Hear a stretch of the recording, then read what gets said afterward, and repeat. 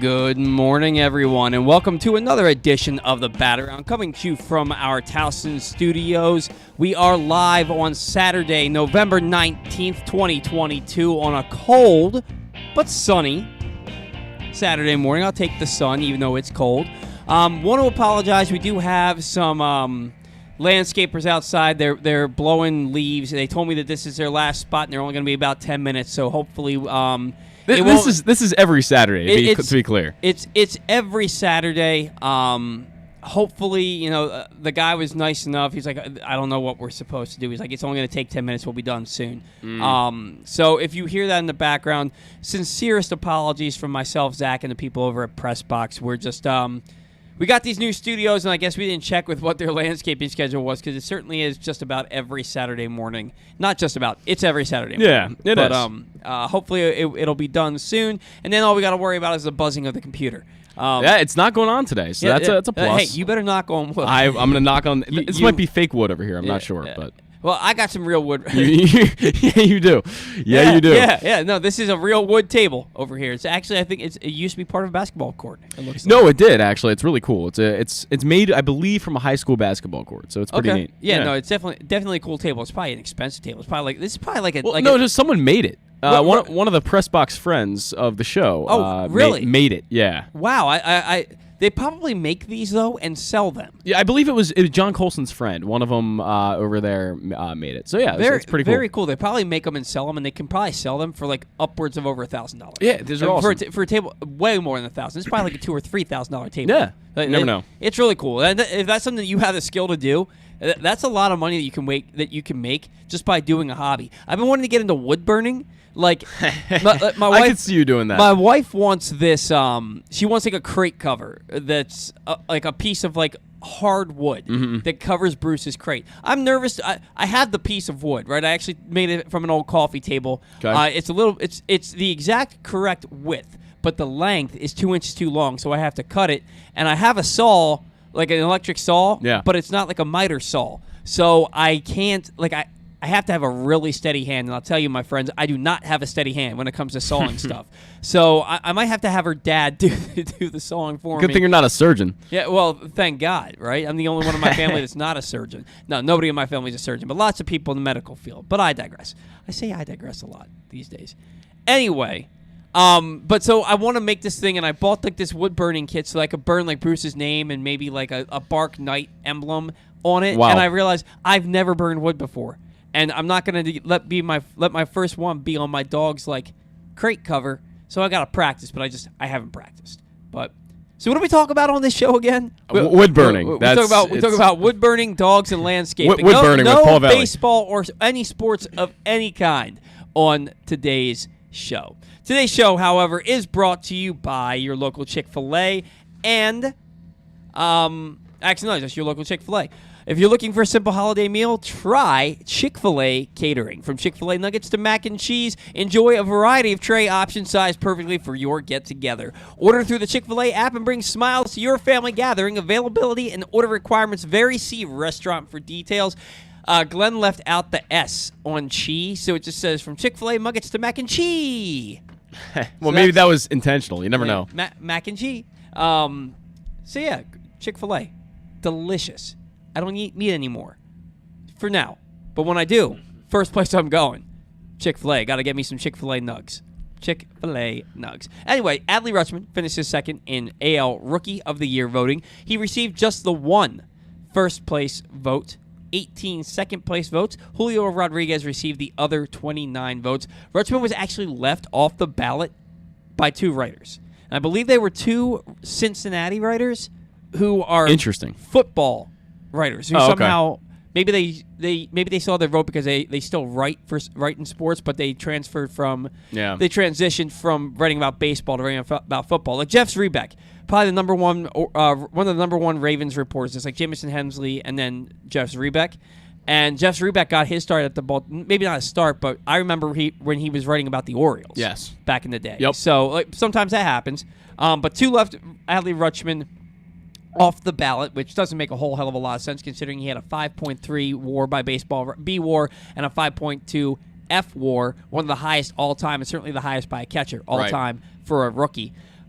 Gains a year of service time. It makes him a free agent in 2027 rather than 2028. Zach, how does that? Do you think that has any kind of impact on a possible extension? No, I don't think it should. I don't. I don't really have a lot of thought of that because you've seen what a lot of these teams have started to do around baseball, and the White Sox kind of kicked off this trend, but it's becoming more and more common really across all the teams, across the National League and the American League now. But the White Sox, they kicked it off that they're going to buy out our arbitration years, sign up guys early, get them to long-term extensions.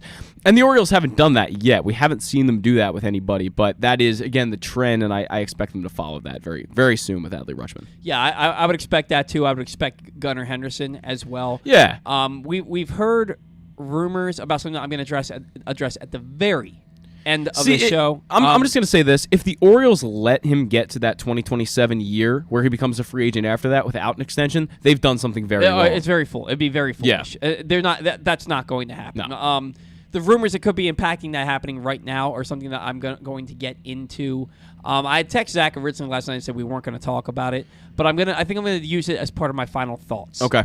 And we're going to get into that at the end of the show. Little teaser for you there. So stay tuned for that. Yeah, I don't think that the extra year of service time for Adley Rutschman, I don't think it matters because that's not a guy that you let get to that point. And right. The Orioles have already made their mistakes in the past. Different regime, but same ownership for now. That did this with Manny Machado. Right. So I don't think that they're going to make the same mistake. And with a guy like Adley Rutschman, he's going to be the starting catcher in the AL All-Star game for years to come.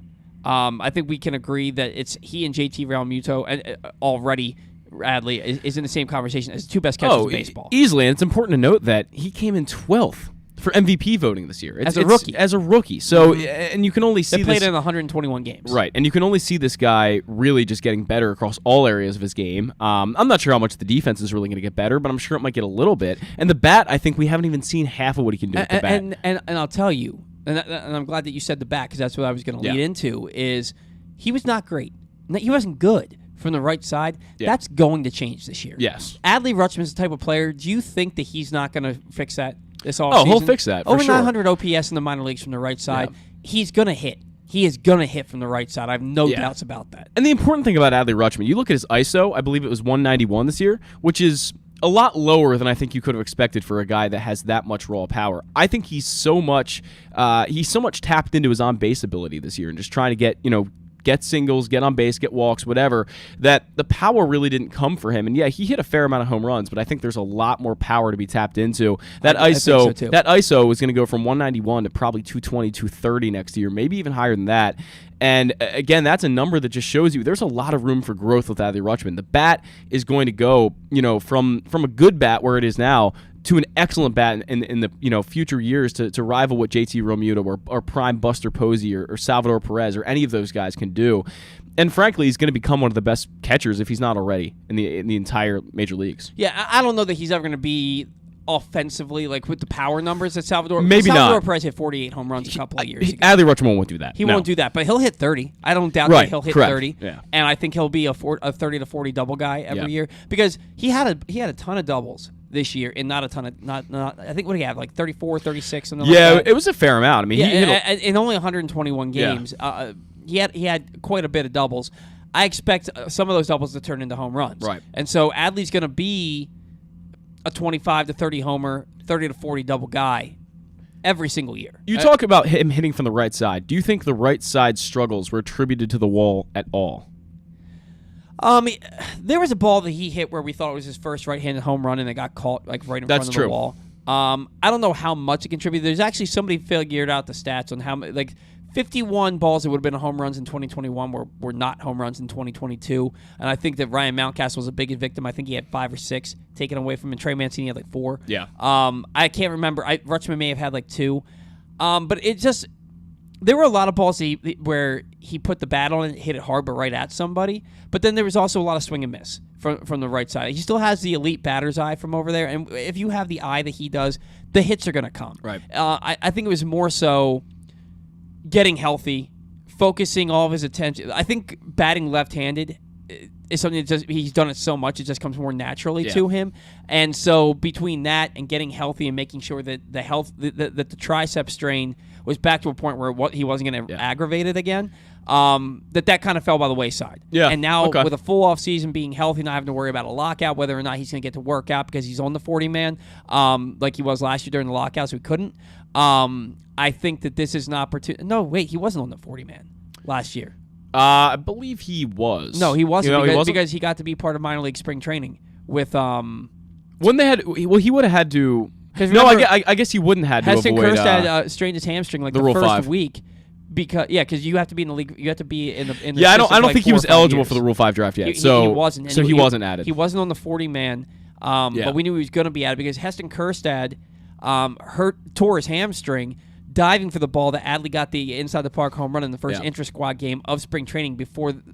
You're right. In the minor league spring training. So he did get to work out, but you don't have to worry about any of that stuff about when your team's going to join, when you're going to make your debut. That's already behind you. Full off season as a big leaguer, as the best catcher in the American League. Yeah.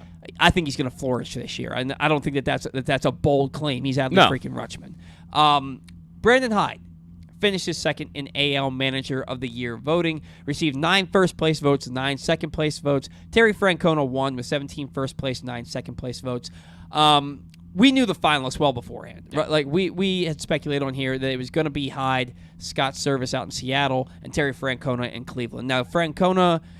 So, Service, for a minute, I thought that he was going to win. But then it was like, he's not going to win because Seattle missed the playoffs by a game the year before, and then they got better during the offseason. And then, so they were expected to make the playoffs this year, and they actually got off to a slow start and had to play out of their minds for 4 months to do it. Yeah. Then you look at what the Orioles and Guardians were expected to do, and the Orioles were expected to lose over 100 games again. Not only did they not lose 100 games, they won more than they lost. 83 and 79. Brandon Hyde helps that team improve by 31 wins. But with the lowest payroll in baseball, the second lowest payroll in baseball. Then you look at the Guardians, one of the top 3 or 4 lowest payrolls in all baseball. They were blasted in the offseason, too, for not spending money. And what do? They go out there with the youngest roster in all of Major League Baseball. They still had stud pitching. Yeah.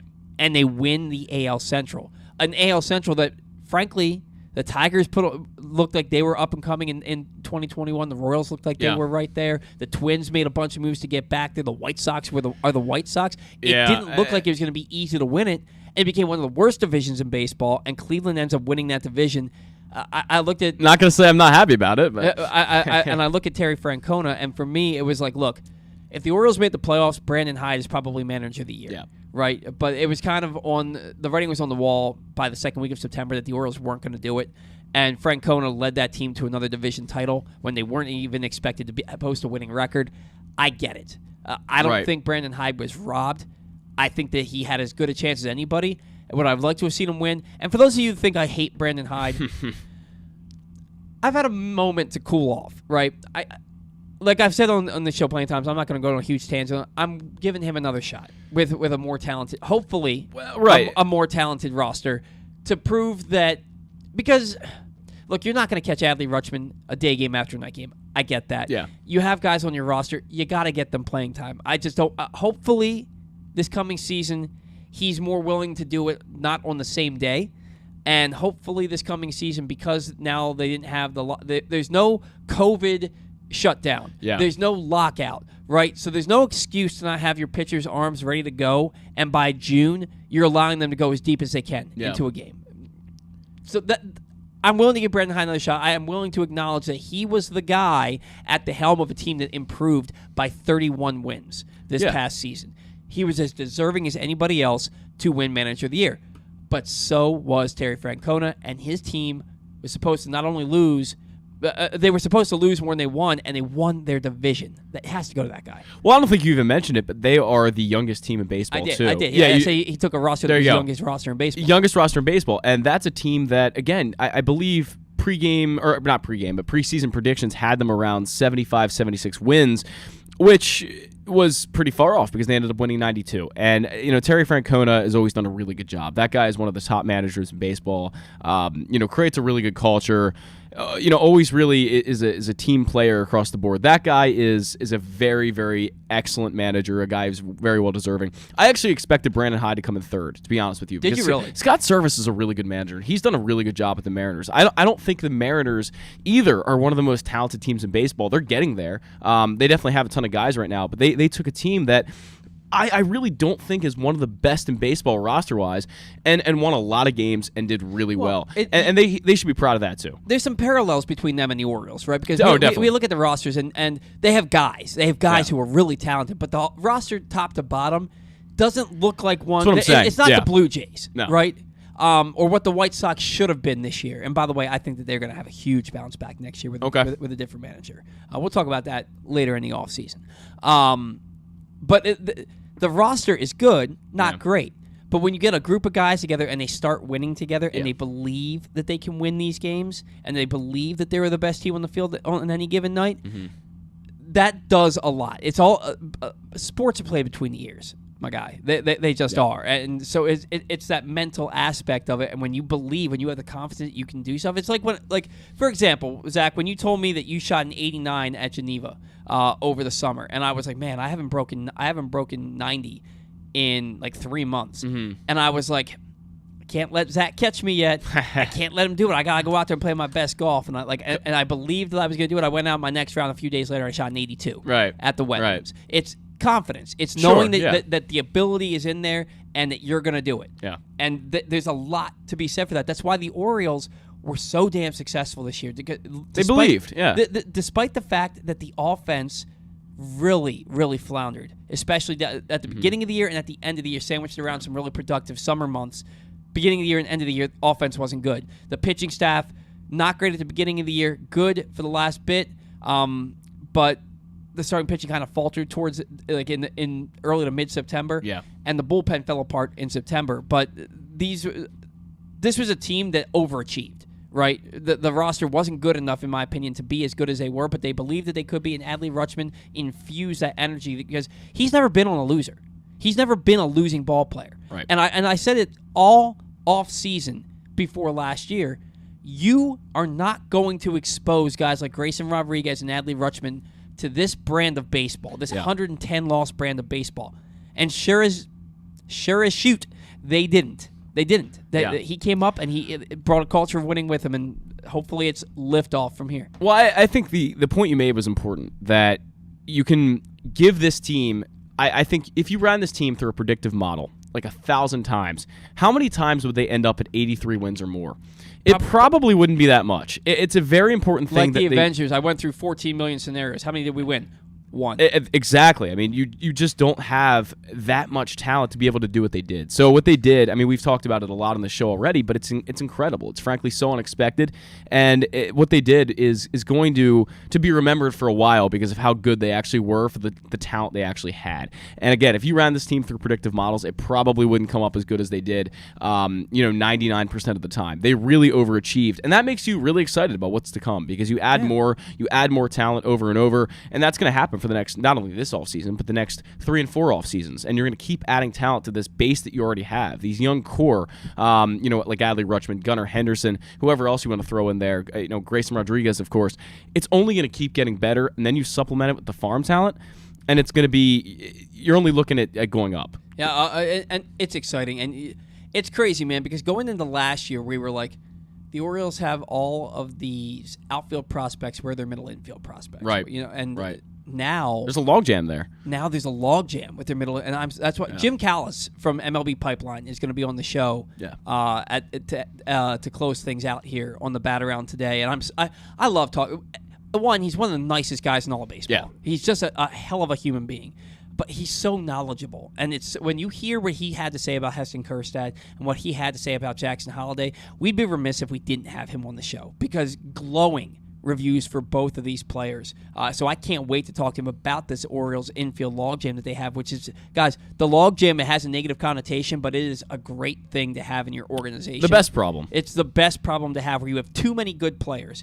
It's awesome. Now, the Orioles, they did have to add some players to their 40-man roster ahead of the Rule 5 draft. The obvious names were Grayson Rodriguez, Joey Ortiz, Seth Johnson. Seth Johnson's a guy who came over in the Trey Mancini trade, correct? Yes. Yeah, he came over in the Trey Mancini trade, and he had Tommy John surgery, so he's not going to pitch this year.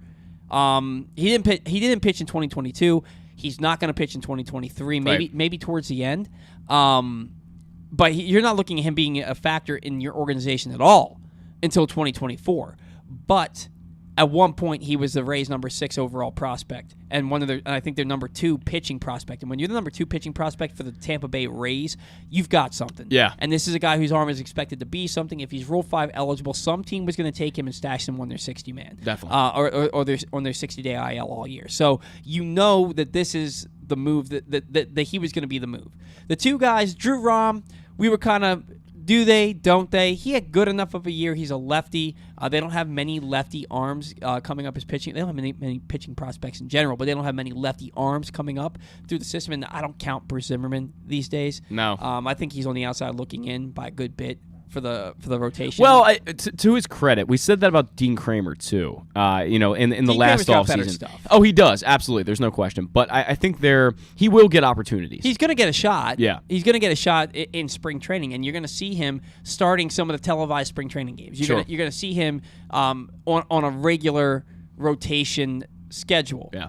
That doesn't mean he's going to be with the ball club. Definitely. People are going to be like, they're giving him a lot of looks. Well, they're going to give a lot of guys a lot of looks. Yeah. And it's going to be a normal spring training, so you're going to see a lot of these guys and not just hear about them on backfields. Yeah. Noah Denoyer is the guy that surprised me. I meant to pull up his stats, and I didn't. If you could pull up Noah Denoyer's stats, Zach. He's a guy whose name I heard a couple times throughout the year, and I saw Chris Rezatar on Twitter saying that he thought that Noah Denoyer could be a guy who was kept. And I don't know much about him. I think he had a decent year. I think he got up to AAA. So he did not make it to AAA this year. He was in AA though and did have a decent year. I mean, he went 1-2 in 14 games. Made 3 starts. The rest were relief appearances, and a 2.61 ERA there. And he pitched 6 games in Aberdeen and had a 4 ERA there. So not a bad year at all. And that ended up being a cumulative 2.89 ERA in 21 games. So he actually had a pretty solid year. And so this is a guy that maybe a team would have claimed him. Maybe they would have sent him back. Maybe it would have been a Zach Pop situation. He is 24, so that's a little old for Bowie at that point. He's 24 years old. And look, if the Orioles were willing to add him to their 40-man, we said the same thing last year about Logan Gillespie. Gillespie. They have a Gillespie and a Gillespie in their organization. Logan is the Gillespie, I believe. And I think there's Connor, who's Gillespie. Correct, yeah. So Logan Gillespie was added to the 40-man last year, right around this time, and we were like, who? And he ended up being a decent pitcher for the Orioles down the stretch at the big league level in September. So the Orioles didn't know what they're doing. And we saw how much the pitching staff improved by 2 runs per game this year. Like that's a monstrous improvement. So a guy like this, you know that they see something in him that makes them believe this is a guy who's going to help us. It's also notable that he went to the Arizona Fall League, and he made 6 appearances there and had a 4.5 ERA. And that's not, not exciting. That's that's a quality start, 6 innings, 3 Sure, runs. it's a very small sample size, but I think the notable thing there is that he made 5 starts out of the 6 appearances. So maybe the Orioles are trying to get him into more of a starting role, and that's why they were able to protect him. I think that's more likely. You're not going to protect a reliever as many times as you're going to protect a starter. So that's going to be more likely what they're trying to do with him. But 24 years old, like I said, a little old for Bowie, so hopefully he comes out in AAA next year and can really light it up and make his way to the majors midseason. I'd imagine he'd get his start at AA. Sure, and not be there very long. Maybe be there the first month of the year. Right, because I don't think the Orioles are going to deem 14 starts as enough. Right, and they're going to look at him, and it's the same problem that you're running into with Joey Ortiz. He had 17 games at AAA, and the bat played at AA, the bat played at AAA. We think his glove is big. We know his glove is big league ready, but he's a guy who I think that there should be an open competition for shortstop between he and Mateo. I know what Mateo brings. I'm a Jorge Mateo fan because he plays elite defense and he's got that electric speed and he's an electric player. He doesn't bunt, he doesn't hit, he doesn't get on base. You need your shortstop to do. If your shortstop doesn't, if he's got the blazing speed, he's not a great hitter, not a great on base guy. He needs to know how to bunt. He doesn't know how to do that. This is a guy that led the American League in stolen bases, was the best defensive shortstop in all of baseball despite the Gold Glove snub. I don't think you can hand him the job. So I want him to be in a competition with Gunnar, with Joey Ortiz. And ultimately, I think Mateo ends up in a utility role. And the reason I bring up Mateo is because when I talked about Joey Ortiz, and we're talking about Joey Ortiz in the same light as Noah Denoyer, because not a lot of experience at the level that they ended the season at, so they're probably going to end up back there. But I think that both of these guys have an opportunity, and they're both Rule 5 guys, have an opportunity to get to the big leagues. And in Ortiz's case, maybe sooner rather than later if he proves that bat wasn't a fluke last year. So I'm excited to see what's going to happen there. I'm glad that these guys were added to the 40-man. It makes a lot of sense to me for sure. Orioles, they tendered contracts to all of their arbitration-eligible players. So you're looking at Austin Hayes, Cedric Mullins, Jorge Mateo, Anthony Santander, Dylan Tate, and Austin Voth. And not just that, they tendered contracts to all of their pre-arbitration-eligible guys. So all the guys who are making league minimum. So there's not one question mark. The only question mark now is which of these guys are going to accept the figure that they were tendered, and which ones are going to fight it, and are they going to have to go to arbitration? You hope not. A lot of times these things kind of figure themselves out. They end up meeting in the middle if there is a battle. Remember, not too long after this time last year, they were squabbling with Trey Mancini over like $750,000 I think it was like $350,000, and they ended up not even having to go to arbitration with him. They ended up settling on a contract, right? So with the option. So we'll see what happens with that in the coming days, weeks, and months. Real quick before we get Stan on the line, I want to talk a little bit about a trade that was made the other day. And that was the Blue Jays trading Teoscar Hernandez to the Seattle Mariners. Toronto receives reliever Eric Swanson and pitching prospect Adam Macko. The Mariners promptly traded outfielder Kyle Lewis to the Diamondbacks for outfield and catching prospect Cooper Hummel. Toronto, I don't know what the hell they're doing. Because Teoscar Hernandez, when he's going, he might be the best hitter on that team. And that includes Vladdy, right? And I know that they got rid of Raimel. They didn't tender him a contract. They reassigned Raimel Tapia, or exposed him to waivers, DFA'd him. He's not going to be with the ball club. George Springer's never healthy. So what exactly are they doing? It's because they're the leader for Brandon Nimmo. That's the word on the street from a lot of. But why do you want Brandon Nimmo instead of Teoscar Hernandez? And you don't have to pay Teoscar Hernandez as much as you got to pay Brandon Nimmo. I really like Brandon. I think Brandon Nimmo is better, but that's a good point. You're going to have to pay him more. So it's a questionable move. I think the more questionable move is the Kyle Lewis trade. I'm not sure I understand that one. You look at the numbers of the guy they got back, who he's played like 6 games in the majors. So that doesn't count. But you look at the AAA numbers, and they're good. There's no doubt about it. But Kyle Lewis was Rookie of the Year just a few years ago, and a guy who can really bring everything. He's like a Cedric Mullins, but maybe not quite as good, but he can bring everything to your team. He's a 5-tool guy. I do not understand that trade from Seattle's perspective. And Jared Kelenic, I can never remember. Kelenic. Jared Kelenic hasn't lived up to his potential. Maybe they're going to give him every opportunity this year. This would be year 3 for him. Maybe this is when he kind of starts to take off, because he's going to get every opportunity. But even still, without that, you've got Julio Rodriguez and Teoscar Hernandez in your outfield. Yeah. That's nasty. No, it's fair. And Kyle Lewis, I really like the guy. So it's not against Teoscar. I'm not saying this is a bad thing. That was a great trade by Seattle to get Teoscar. Well, but they didn't have to trade Kyle Lewis. Kyle right, Lewis that's what I'm saying. was a corresponding trade, basically. That's what I'm saying. It feels like they traded him just to trade him. Yeah. I don't really feel like they, and maybe they know a lot more about this guy than I do. I'm sure they do. They and not maybe they do. They know what they're getting in this guy that they got. But I still think Kyle Lewis is a really productive player. Yeah, I think he can be too. He was hurt. He was Rookie of the Year in 2020.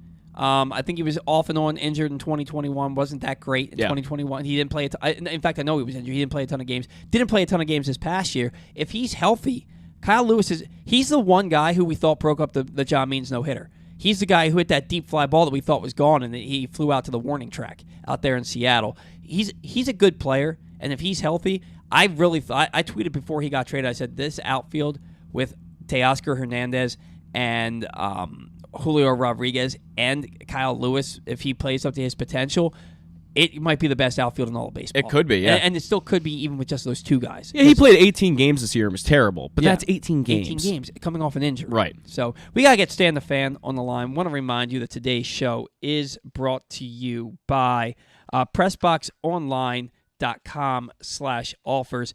Guys, mobile betting is coming to Maryland. It's coming this coming Wednesday. It's going to be starting on the 23rd. PressBox is your source for the best offers and sign-up incentives. Starting now, I can't believe it went from 100 to 300 to 500. Guys, you're going to get $500 or more. $500 or more in pre-registration credit plus incentives just by going to PressBoxOnline.com/offers. So go to PressBoxOnline.com/offers now. Get your $500 in pre-registration bonus credits, but you have to do it now. You have to do it before betting goes live this Wednesday in order to take advantage. So again, go to PressBoxOnline.com/offers now to get up to $500 or more. So not up to $500 or more in pre-registration credit. You are missing the boat if you don't jump all over this one. Sports betting is going live. Mobile sports betting is going live this Wednesday. Be a part of it. Get your pre-registration credits now. PressBoxOnline.com/offers. Joining us now on the program for his weekly segment, he's back with us. He is Stan the Fan. Charles Stan, good morning. How are you? Good morning. Good morning, guys. How you doing, Paul? Stan, did we have you? Did a great job on that ad. We can't hear you, Stan. Zach's going to give you a call right back. And we'll try and this happened last week too. He's going to give you a call back. It's usually just a simple fix. So hang on just a second for Stan the Fan. Charles is going to be on with us here in just a moment. Coming up in just a little bit, Ryan Ripken's going to join us to talk about his retirement, what he's doing post-baseball, some Orioles, maybe a little bit of Ravens with him. And then we're going to have Jim Callis on to talk about the Orioles prospects and who they may take in the draft this coming season. They could pick anywhere from 1 to 17 this season. So that's going to be exciting too. But right now, Stan, do we have you? I think so. Good morning. How are you? Better? Yep, I can hear you loud and clear. How are you? Okay, good. Good. Stan, I want to talk to you a little bit before anything else about this trade, because Zach and I were just talking about, so it's fresh on our minds. This trade that the Blue Jays made, trading Teoscar Hernandez to the Mariners. Toronto receives reliever Eric Swanson and pitching prospect Adam Macko. The Mariners promptly traded outfielder Kyle Lewis to the Diamondbacks for outfielder catcher Cooper Hummel. Now you have Teoscar Hernandez paired with Julio Rodriguez out in Seattle. The Blue Jays apparently are the front runner for Brandon Nimmo. You're going to have to pay him more than Teoscar Hernandez, I would imagine, this year. And I feel like maybe Nimmo's overall a better player, but Teoscar Hernandez is a damn good ball player with more power. Were you surprised at this move at all from Toronto's standpoint? A little surprised. It's funny. Last year, I've always liked Teoscar Hernandez. Somebody in my fantasy league got him, really cheap when he first came over from Houston, and he's controlled him for about 4 years. So I never had a chance at getting him, but I watched him a good bit last year. He looked like to me that he wasn't fully. This is a guy who was in total sinew, not an ounce of body fat. He just didn't look the same to me last year. He looked like he aged. Something didn't seem right to me with Teoscar Hernandez. I know he started the year with the injury, and maybe he just had a hard time coming back from that. He still put up really good numbers, but you're right. He was a different player last year than he was in 2021 when he just lit the world on fire. 2021, yeah. I would have told you he's the best player. He's arguably the best player that nobody talks about on that team. He hit /296, 340, 632 homers, 116 RBIs. He still had a productive the year this year, 267, 25, and 77. But you're right. There was something a little bit off about him, but he was still. He was a much softer player than me. So, but the bottom line is that's a team that very unbalanced lineup. They need left-handed bat in a big way in that lineup. And that makes sense. I didn't think about it from that. I anticipate there'll be serious players for Nimmo and any other decent left-hander they can make a deal for. Yeah, they're going to be doing something. They certainly they made it to the playoffs this past season, but they got swept in 2 games in the wild card round. They've underachieved, in my opinion, each of the last 2 years, and they definitely need some. I didn't even think about that aspect, Stan. It's a great point. They need some left-handed hitting in that lineup because they have a ton of right-handed guys. But what do you do when you face a nasty lefty? So I get that. Now, so at the same time, they set themselves up with a really dynamic arm in the bullpen in Swanson. Yeah. Seattle's got a ton of arms, and now Toronto plucked one of them, and they paid a price for it. But I think they'll end up fine because they'll balance it out with a left-handed bat. Yeah. And then you look at it from Seattle's standpoint, they have Julio Rodriguez and Teoscar Hernandez patrolling their outfield now. And that, to me, that the Seattle Mariners just got better. They got a whole hell of a lot better, in my opinion. And this is a team that made it to the playoffs and made it to the division series after winning that wild card series. I look at Seattle, and I think they're a dangerous team, and maybe they're not at the Astros level, but they're coming up fast. What do you think about that? Yeah, well, I think they're coming up fast. Is a good way to put it. Rodriguez should only get better for the next couple of years, and they've got the key to that team is if Robbie Ray is going to give up home runs at the level he did this year, then they made a bad signing. But picking up Castillo was huge. I think if Castillo had been picked up by the Yankees, and I know the Mariners paid a steep price for him, they gave up 3 really good prospects. But the Yankees, for a team that hasn't won a World Series since 2009 and puts as much money into payroll, sometimes you gotta give something up, to get something. And I think they really missed out on Castillo. But now a starting foursome of Logan Gilbert, George, what's George's name out there? The pitcher for Seattle, George Kirby. George Kirby. That's right. I know began with a George K. Kirby. Yeah, Robbie Ray and Castillo's a hell of a front four. So they're a really nice team. I don't know that much about Cooper Hummel, but I looked up his numbers immediately. He's an interesting player. He's a switch hitter, and I think he catches as well as can play some other positions. It seems like a contact hitter who, not a lot of power, but a guy gets on base a little bit, struggled in the majors over 66 games this year, only, I believe, batted 174. So he's had some struggles, but definitely a younger guy who can make it happen. Kind of like maybe turns it around like Brandon Marsh did, something like that. Yeah.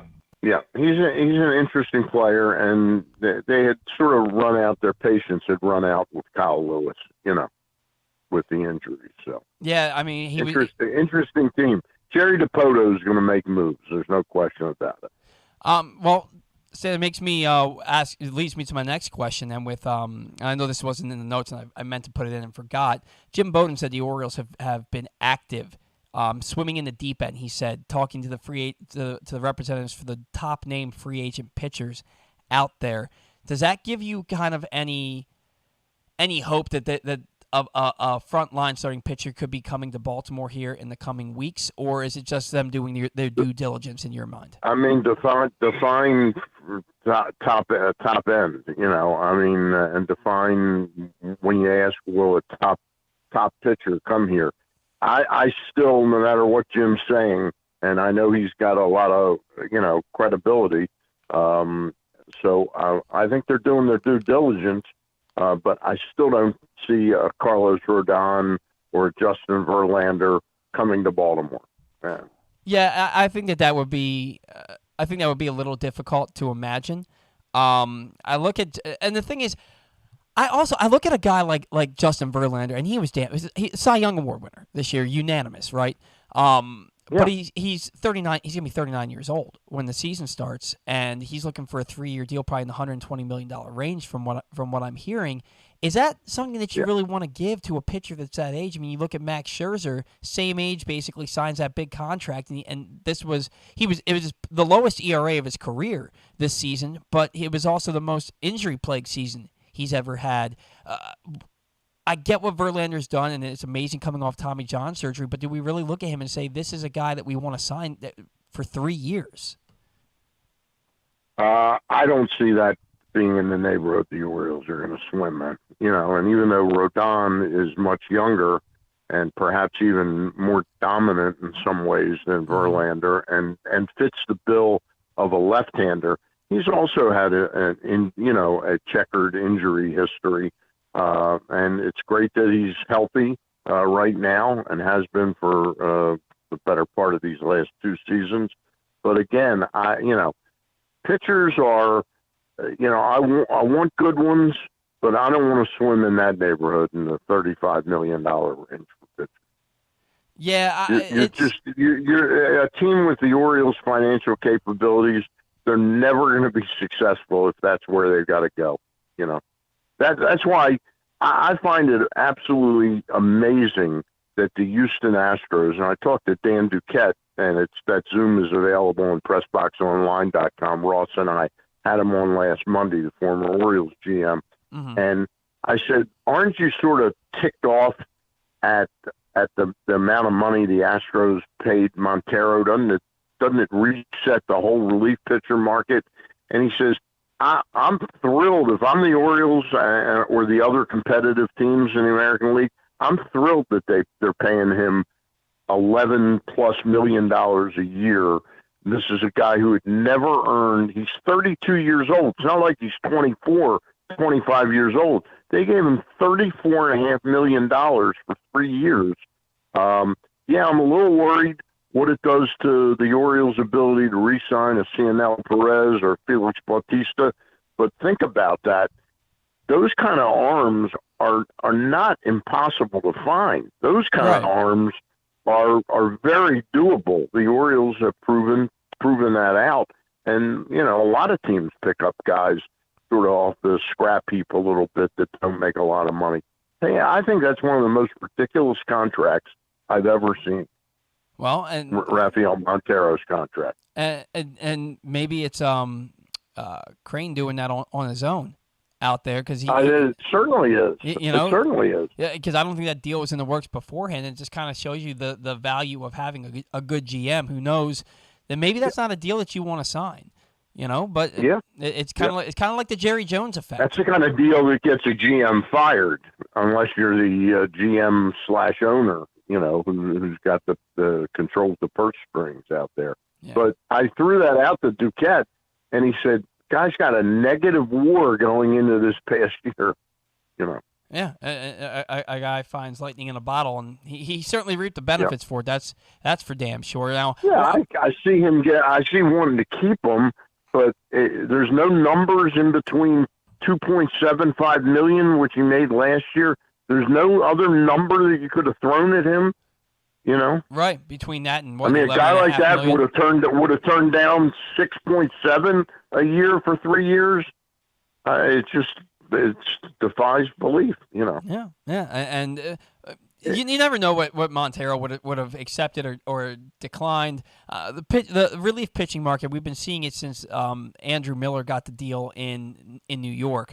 That relievers are coming at a premium now, and you just saw Edwin Diaz, who's arguably the best closer in baseball right now, signed for over $20 million a year. Yeah. Maybe Montero would say, "Hey, I'm pretty close to that guy. I want 50. I want double digits each year." The relief pitching, he can say it, but I'm just saying he wasn't out there very long as a free agent.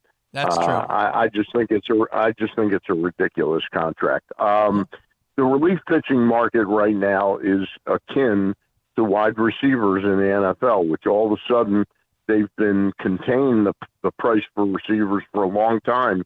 This year, when the Dolphins picked up Tyreek Hill, it exploded. You know, now that's kind of going to be your going rate for an established receiver is going to get huge dollars. Yeah, and that's just the way it's going to be. That's the trend that we kind of saw. We saw it trending in that direction for the last couple of years, so it doesn't surprise me. And, you know, for the Astros' sake, hopefully it works out. For everybody else's sake, hopefully it's as bad a deal as you say it is. I do want to talk. You think about it. You think about the impact of those innings those pitchers pitch, though. You're getting less and less innings out of starting pitchers, so their salaries are, unless you're the Verlander or a Rodon or Clayton Kershaw, you're not getting the gigantic dollars. You're going to be swimming in a different marketplace now, and that's where the Orioles have to really strike, is in that starting pitching market that's affordable for what they have, their resources. And that's where I always kind of stub my toe a little bit there, Stan, is what the Orioles have, what their resources are, because they have one guy right now that they're committed to for next year, and that's John Means, who's going to start the year on the IL because of the Tommy John surgery. They have, as Michael I said, payroll flexibility. They have a low payroll, a bunch of guys that they're going to have as pre-arbitration league minimum players. Only 6 guys who were being offered arbitration. They were all tendered contracts.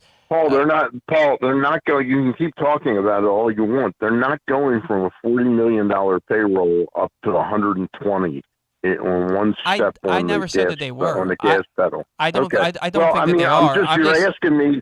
You're asking me about whether they're going to go in that market, and I'm telling you, I don't see them doing that. That's not what I was asking you. They're not in a position to get up.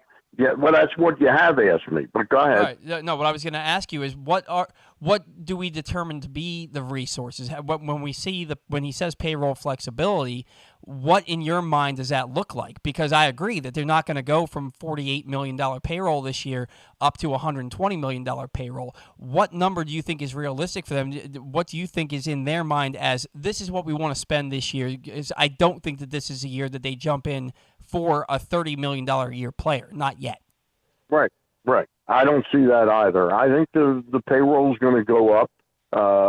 Obviously, they're going to have some arbitration players that they have to pay, and you want to be in a position to sign Gunnar Henderson and Adley Rutschman. Mm-hmm. So if you're not careful with what you spend this year and you go all in on those, where are you going to come up with suddenly your payroll would be in 2 years? It would be $140, $150 million. And I just don't see them being willing to go that fast into that position right now because they have a plethora of minor league prospects that can come up and fill a lot of these positions. I see their payroll being somewhere in the $70 to $75 million range going into this year. And that's to me a realistic range where you've probably added a 15 to at the tops 18, maybe $20 million pitcher. And some bat that maybe isn't going to light the world on fire, but is going to have the ability to help you out, maybe like a J.D. Martinez, something along those lines. And I think that's 100% realistic. I had the pipe dream of Aaron Judge, but I know that's not happening. It's clear that the shortstops aren't happening, and I don't think they're going after DeGrom or Rodon or Verlander. I think they're talking to them, but I think that they're going to be priced out very quickly. So I agree with you, Stan. I'm just looking to see what we can expect. Okay. Now, they've added Grayson Rodriguez, Joey Ortiz, Noah Denoyer, Drew Rom, and Seth Johnson to their 40-man roster. Who's Noah? I've never heard of Noah Denoyer until last night when I read that. I'd only heard of him a couple of times this year. He made 14. Zach said he made 14 starts or 14 appearances, 3 starts. Correct. For Double-A. He had 6 games, I think, at Aberdeen. His overall ERA this year was 2.89. Yeah. And then he went out and threw 6 games, 5 starts in the Arizona Fall League and pitched to a 4.5 ERA. A guy that it looks like.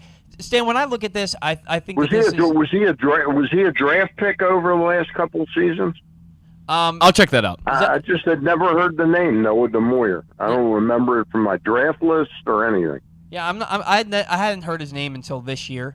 And somebody had posted on Twitter, a guy who seems to be really into scouting. He had posted that he thought Denoyer could be a dark horse guy to be protected, and he was right. This is a guy that he's right. That was protected. I'll certainly know a lot more about him before the next time we talk, but I read that name about 1 o'clock in the morning last night. I said, I've never heard that.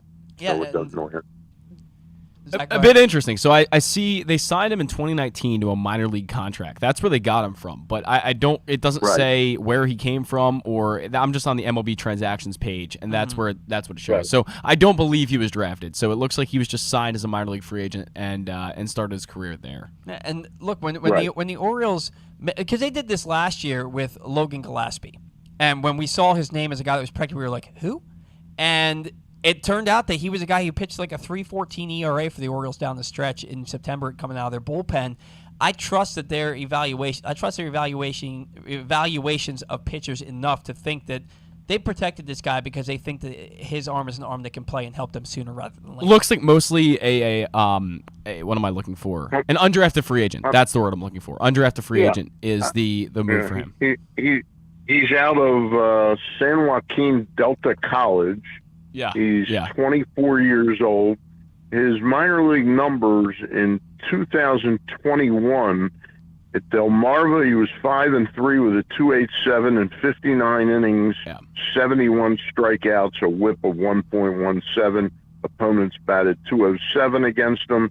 And at Aberdeen, he had 5 games, not any starts, 12 innings, 10. And then this year he was at the rookie league, and then he got as high as Bowie this year, made 3 starts. Him being 6'5".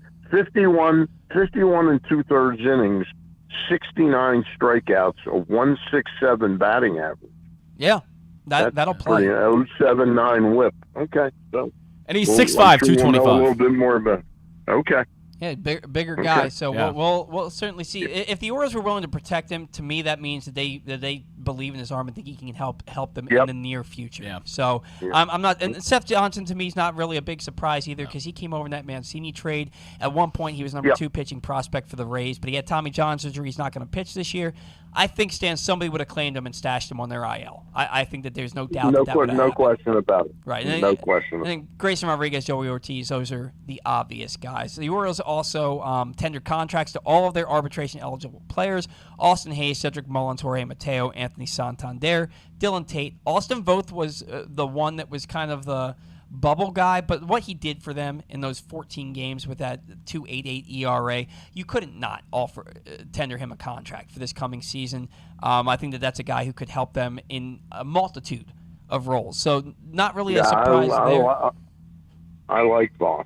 I don't like him a lot. That curveball that he has is something you don't see. Yeah, he's got some elite spin rates, so that's a guy who helped them. And what I loved is that when he came over here, they were asking him, the press and the media were asking him about his successes. He said that the Orioles analytics and development team was like light years ahead of the Nationals.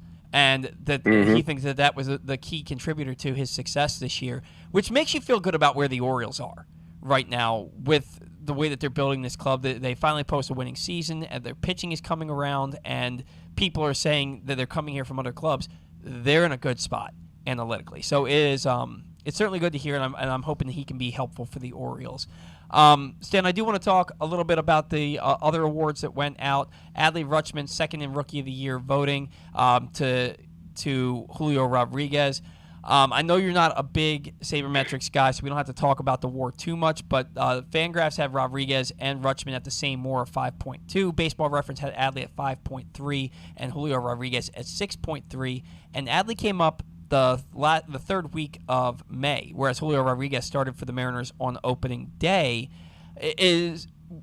Rodriguez was certainly deserving. Was he more deserving than Adley Rutschman was, and do you think Adley Rutschman would have had a better chance if he had started the year, if he hadn't had the injury and started the year? Yeah, I think Rutschman would have been a much more serious contender for the award had he not missed the first 6 or 7 weeks of the season. Yeah. Or been up at the beginning of the season. His chances were kind of spoiled by the fact that Rodriguez got in all that extra time and put up those extra numbers.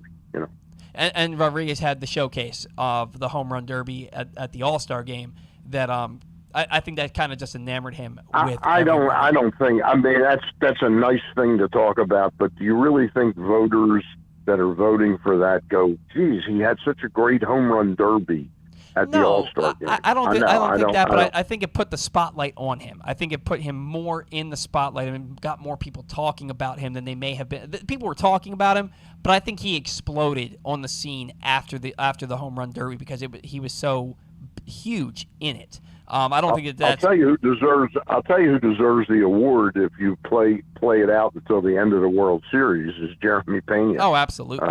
That's a guy who just put together an unbelievable postseason and a really strong regular season. Yeah, so, he was very good. And Bautista, I have to be honest, Bautista was absolutely fabulous. Had he been the closer the whole year, there's a possibility he would have been a serious contender for that award. Yeah. Oh, absolutely. So 4 deserving players in Rodriguez, Rutschman, Bautista, and Pena. Yeah, no, I agree, and that's without even talking about Stephen Kwan, who was the third finalist for the award. That's a fifth guy. Yep. I forgot Stephen Kwan. There are some fans talking about They think that the Adley Rutschman extension could be coming now because he got that extra year of service time since he finished second. I don't think that one should have to do with the other, Stan, have anything to do with the other. But do you think that him getting that extra year of service time has any impact whatsoever on a long-term extension? I feel like it was going to happen regardless. I think that they will get around to that this year. I think they want to see where they're at, in terms of what they've spent, and before they commit those dollars to him. But this guy ain't going anywhere in the foreseeable future. I agree. I can't project whether he's here for 12 years or 14 years, but I know he's going to be here the next 5 to 7 years. I don't see Adley Rutschman going anywhere. I don't either. Now I'll be close to 80 when that comes around, so I won't really care that much. Hopefully, he's still playing here when you're close to 90. We'll see. Brandon Hyde finishes second to Terry Francona for Manager of the Year. Look, Terry Francona took a team that was in the bottom third of the league in payroll. That was the youngest roster in all of baseball. Wasn't expected to have a winning record, and he leads them to another division title and gets them to the on the brink of the ALCS. So I think he was more than deserving for Manager of the Year. There are a bunch of people and writers who think that Brandon Hyde was robbed. Are you in that boat? Do you think Brandon Hyde was robbed, or do you think the right guy won? I thought all along Scott Service was going to win because Seattle hadn't been to the playoffs in such a long time, and then they had the not shocking but the surprising easy victory over Toronto in those 2 games. I thought Service was going to win it. Francona can be a Manager of the Year for me every year. I think he's just a wonderful manager, one of the top ones of our generation. Yeah, I agree. And I had no issues with him winning because, and look, I know I've been hard on Brandon Hyde. I think he was just as deserving as anybody, but you're not going to have me take issue with a guy like Terry Francona leading that team to the AL division title. He was deserving. He deserved to win it. Yeah. We get to the playoffs next year and win a series. Brandon Hyde will be very seriously considered. Obviously he was this year. Yeah, the fact that he finished second over Service, he's on the radar. And I love the guy. I love Brandon Hyde. I think he does a terrific job. Well, and hopefully he'll continue to do a terrific job in 2023 and get them into that postseason. Stan, you have Mike Bordick coming up on Monday. Is that correct? Yep, Mike Bordick on Monday, and I've asked an old friend of mine who used to co-host some high school basketball programs I did way back in the late 80s and 90s, and his name is Tom Strickler. I want to run a test with him on Zoom today. There's a big problem going on right now. When you mail something to an AOL account, okay, AOL has gotten so sort of their dollars and cents that they've cut back on security measures for antivirus stuff and so on. So if they pick up in an email that it's got a link in it, they don't send it through. That somebody told me that, an IT person, and I trust. And I'm getting emails that I send that contain a link to an AOL account are not going through. So I had to get him to create a Gmail account, and now I want to test it today. His name is Tom Strickler. We're trying to get him on Tuesday. He's very knowledgeable in the recruiting world, and we wanted to talk to him about what Kevin Willard pulled off last week. 3 top 100 prospects for next year. So, excellent. Trying to do that Tuesday at 7:00. I will know that. I don't want to fully promote it yet until we run this test. Okay. Okay. Well, sorry for such a long answer on that. No, sorry for such a long answer. That's all right. We'll look forward to it, and we'll talk to you soon, Stan. All right. Have a great weekend. Are we doing a show next week, or are we taking off? We are taking off next week. When I say we, okay. Yeah. So we'll talk to you in 2 weeks then. Enjoy the holiday. Happy Thanksgiving to you. You guys have a great holiday season, okay? You too. And go Ravens. Yes, sir. Go Ravens. Yes, sir. Bye. All right, that was Stan the Fan, Charles, who has two great shows for you every week. Every Monday night, Stan and former Orioles pitcher Ross Grimsley visit with a different guest from the world of baseball. And every Thursday night, Stan and Gary Stein chat with a different newsmaker from the world of sports. This week, Stan and Ross were joined by former Orioles GM Dan Duquette. And Stan also caught up with both Joe Weinberg from the Cordish Company and John Martin from the Maryland Lottery to discuss the pending start of online sports betting in Maryland, which is coming on Wednesday. Find these shows under the videos tab at facebook.com/PressBoxSports or at PressBoxOnline.com/video. Stan and Ross are back on Monday for another great show with Orioles legend Mike Bordick. Today's show brought to you by the Toyota Tacoma, which comes in a range of models and trim lines. You can choose the perfect Tacoma to reflect your unique personality and driving habits. So check out buyatoyota.com for deals on new Tacomas from your local Toyota dealer today. When we come back in, his family is royalty in these parts. He is Ryan Ripken. He joins us next on the Bat Around.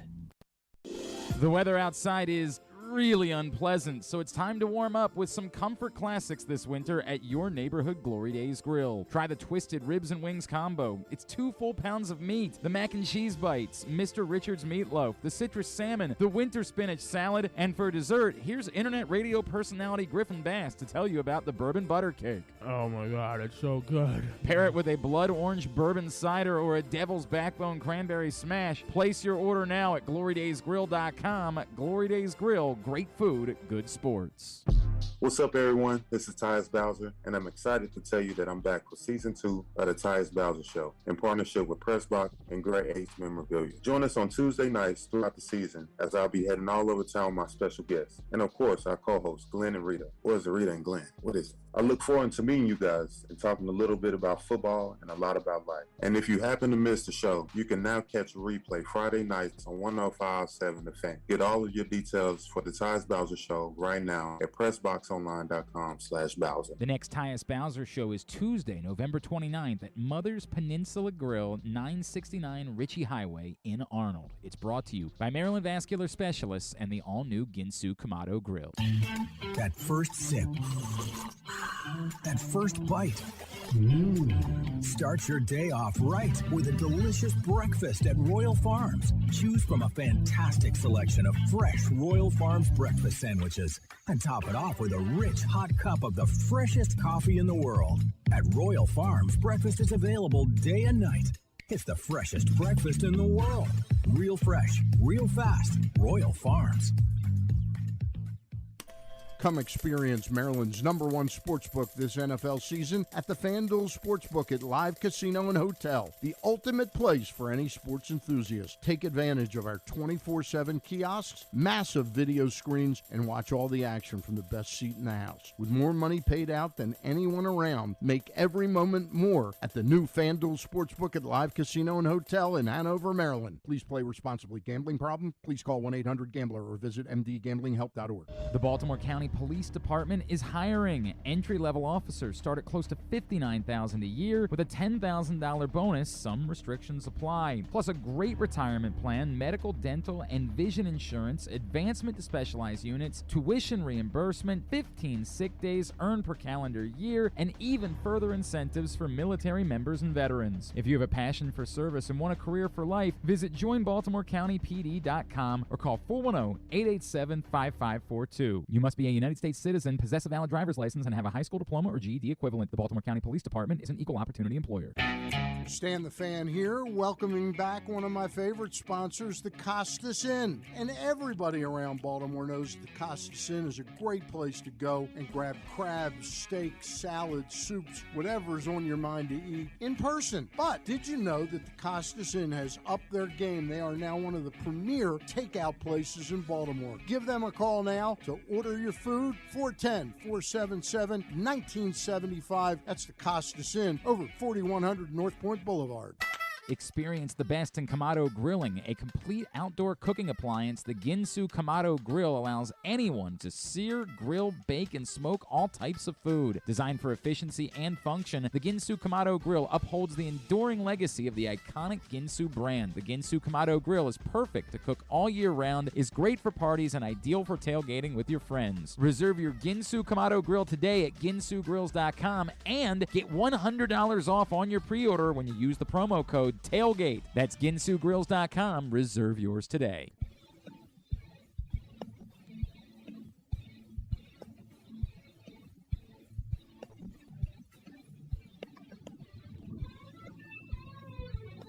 All right, welcome back to the Bat Around. The Bat Around is brought to you by the FanDuel Sportsbook at Live Casino and Hotel. Come experience Maryland's #1 sportsbook this NFL season at the FanDuel Sportsbook at Live Casino and Hotel, the ultimate place for any sports enthusiast. Take advantage of our 24/7 kiosks, massive video screens, and watch all the action from the best seat in the house. With more money paid out than anyone around, make every moment more at the new FanDuel Sportsbook at Live Casino and Hotel in Hanover, Maryland. Joining us now, he is a first-time guest on the Bat Around. He is Ryan Ripken, and he's live with us this morning. Good morning, Ryan. It's Paul. It's Zach. How are you today? Doing great. How are you guys doing this morning? We're doing well. We're happy to have you on the program. We had a bit of a scheduling conflict last week, so I'm glad we were able to work it out for this weekend. Now, Ryan, you announced your retirement from baseball back in July, and you have been everywhere talking about sports ever since. Tell us a little bit about what prompted the retirement, what your post-baseball goals and ambitions are, and have you gotten that itch since the retirement to go back out there and play a little bit? Well, I think it's just kind of looking at the opportunities and where I was in life, and as much as I love playing baseball, there's a lot of great opportunities, and even if you have a great career and you play until you're 40, which is definitely rare nowadays, but even if you played that long, you have the rest of your life also to explore new avenues. So, just for me, it just thought it was the right time. Definitely have an itch. That desire to play never goes away, and especially not playing this year, and a lot of guys, especially that were, on the big league Orioles team. Seeing them play and playing with those guys a lot, it makes you wish and miss being out there. And so now just kind of, exploring the options. So sports media world, something I'm interested in, and stay tuned to see where that goes.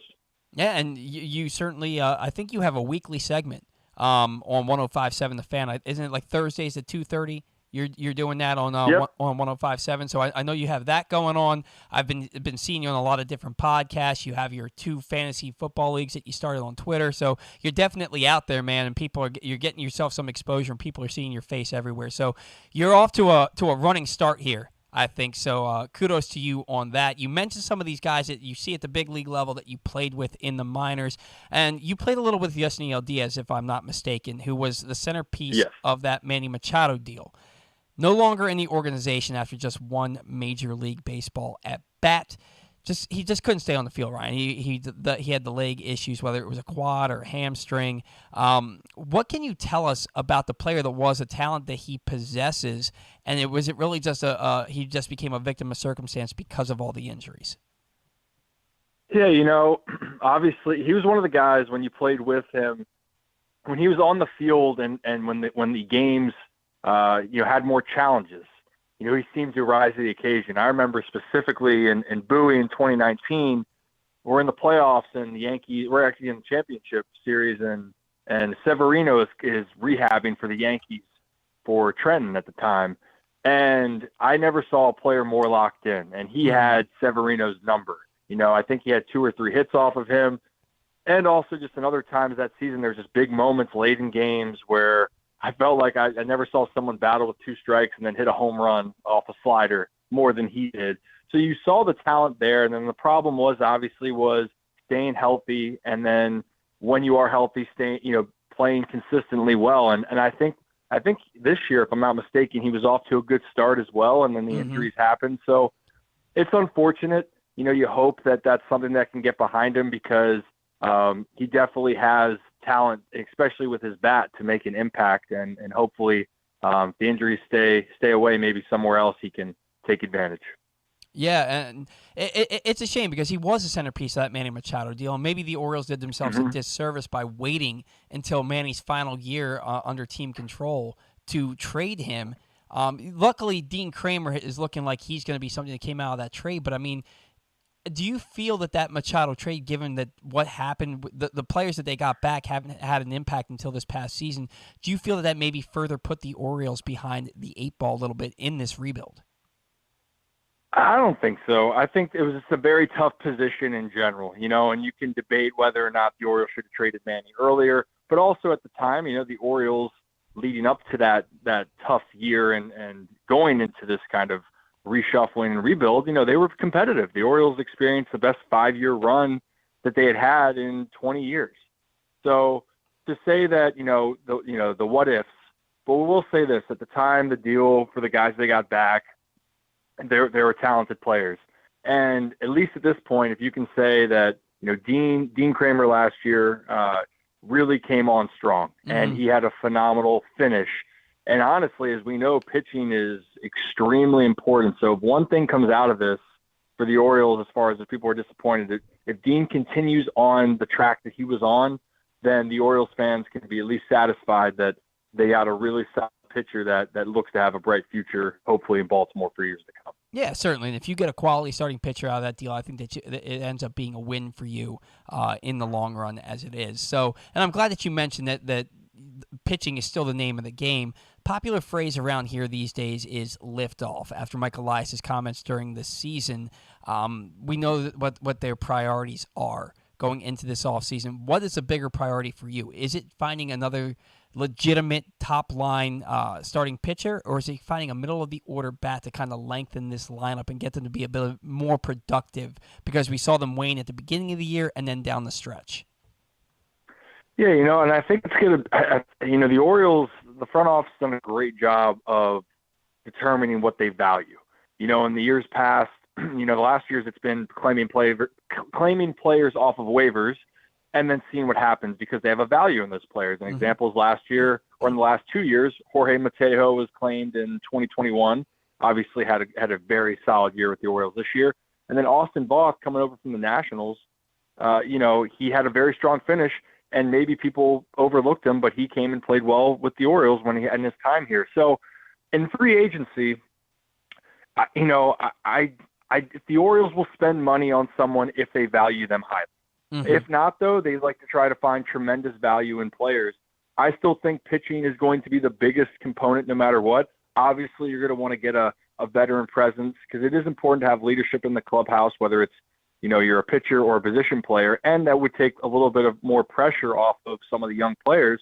But the young lineup's going to get better. There's some players in the minors that are going to come up. So there's going to be a fine balance. So I would not be shocked at all if the Orioles do not go after some high profile bats.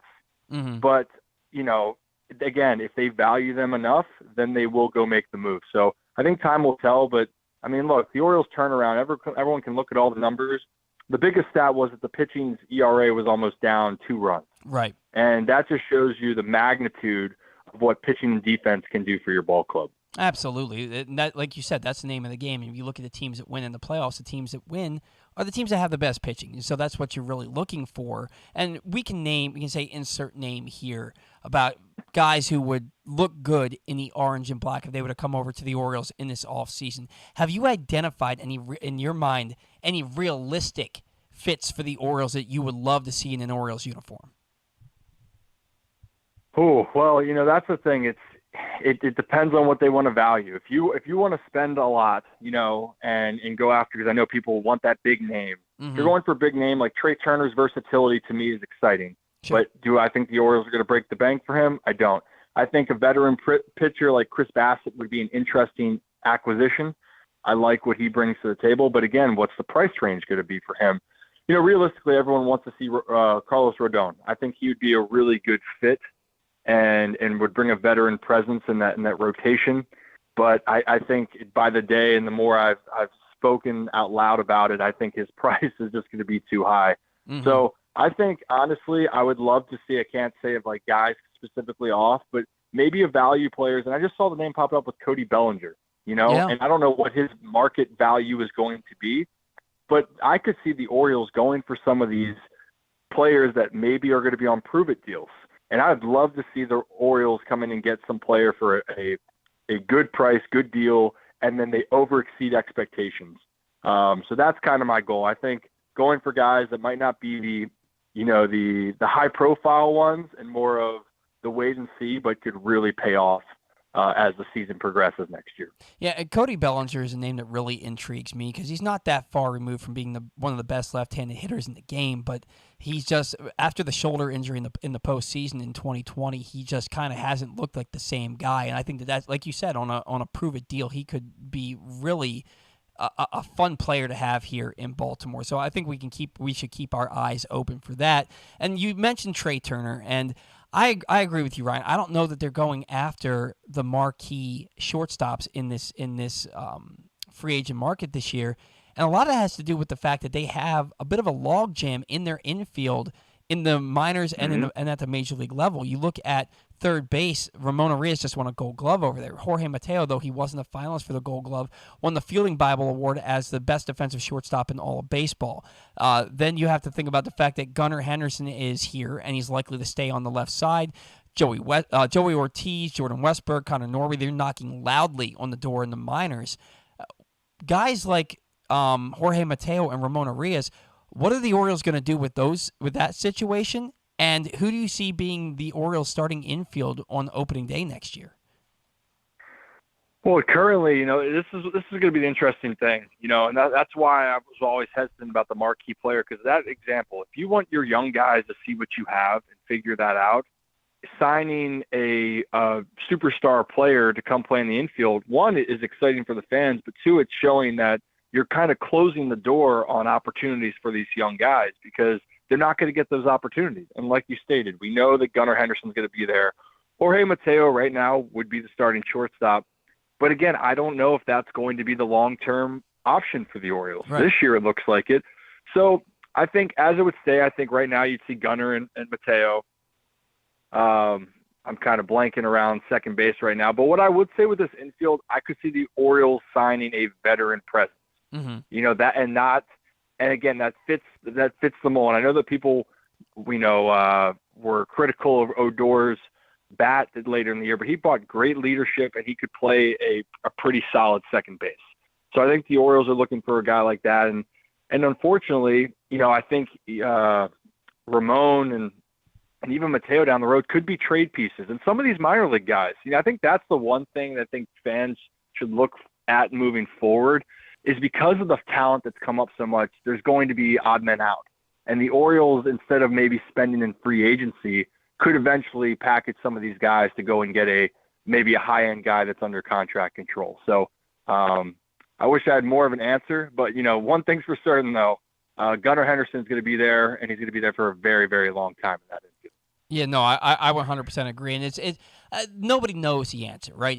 It's November of 2022, and we're talking about a roster move that's going to be made late March, early April of 2023, and so it's kind of just like a fun thing to try and do. And I think you could easily move Ramon Arias over to second base, where he didn't make a single error this year. Now, not nearly as many chances as at third base, but I think he's an elite defender wherever you put him, and if you have really good infield defense to go along with that pitching, like you said, the Orioles are going to be in store for another fun season this year. And we've seen some accolades already coming the Orioles' way. Adley Rutschman finishes second for Rookie of the Year behind Julio Rodriguez, and Brandon Hyde finishes second in Manager of the Year voting behind Terry Francona. Now, are you part of the "he was robbed" crowd for either of these guys, or do you think the Baseball Writers Association of America got these ones right? Yeah, so I actually tweeted out a tweet about this yesterday because it's definitely very sensitive. Do I think that Brandon Hyde should have or could have won the award? Everyone more should have. Like, he was definitely deserving. Mm-hmm. Obviously, the turnaround and the history of it. But if you're going to look at somebody else, if they're going to choose somebody else, which they did in Francona, I'm happy with that selection then, because at least what they're doing, Francona took the youngest team in baseball to a team that also had very low expectations to win the Central. I know people are going to argue it was a weaker division, but they win the Central, then you beat the Rays in the first round, and then put yourself one game away from going to the ALCS. Right. So if Brandon Hyde was not to win it, I think that was at least the right choice with Terry Francona. And with Adley, I did not expect him to win it. Right. Just because of him coming up later, and Julio Rodriguez, his numbers-wise, statistically, he played really well. But I also pointed this out on Twitter. It does not mean, you can argue that Adley had a more significant impact on his team than Julio Rodriguez did. And so, and that's really where it comes down to. I think Adley finished like 12th in MVP voting. So, you can see that. And I will say for this, the accolades are great. You really wish that it's great for the players and the managers, the coaches to get recognized, because it is important to see people recognize your achievements. But at the end of the day, what players really want is to be able to have long careers and be able to compete for championships. And, for coaches, Buck Showalter is a prime example. He's an unbelievable manager. He's won 4 Manager of the Years, I believe. Yeah. But I guarantee you he would trade away every single one for one World Series title. So Absolutely. As great as the accolades are, the Orioles fans should be even more excited that Brandon Hyde and Adley Rutschman have continued to help make the Orioles better and are moving them in the right direction. Yeah, and look, the accolades, like you said, they're fantastic. They aren't World Series championships, and that's ultimately what you should be playing this game for. I'm with you there, Ryan. A couple more questions here. We've got Ryan Ripken joining us here on the Batter out on a chilly but nice Saturday morning. Couple questions to close things out here with you. Aaron Judge beats out Shohei Ohtani. Goldschmidt beats out Manny Machado for AL and NL MVP. Judge and Ohtani, you could argue it for hours. Was Judge the correct choice?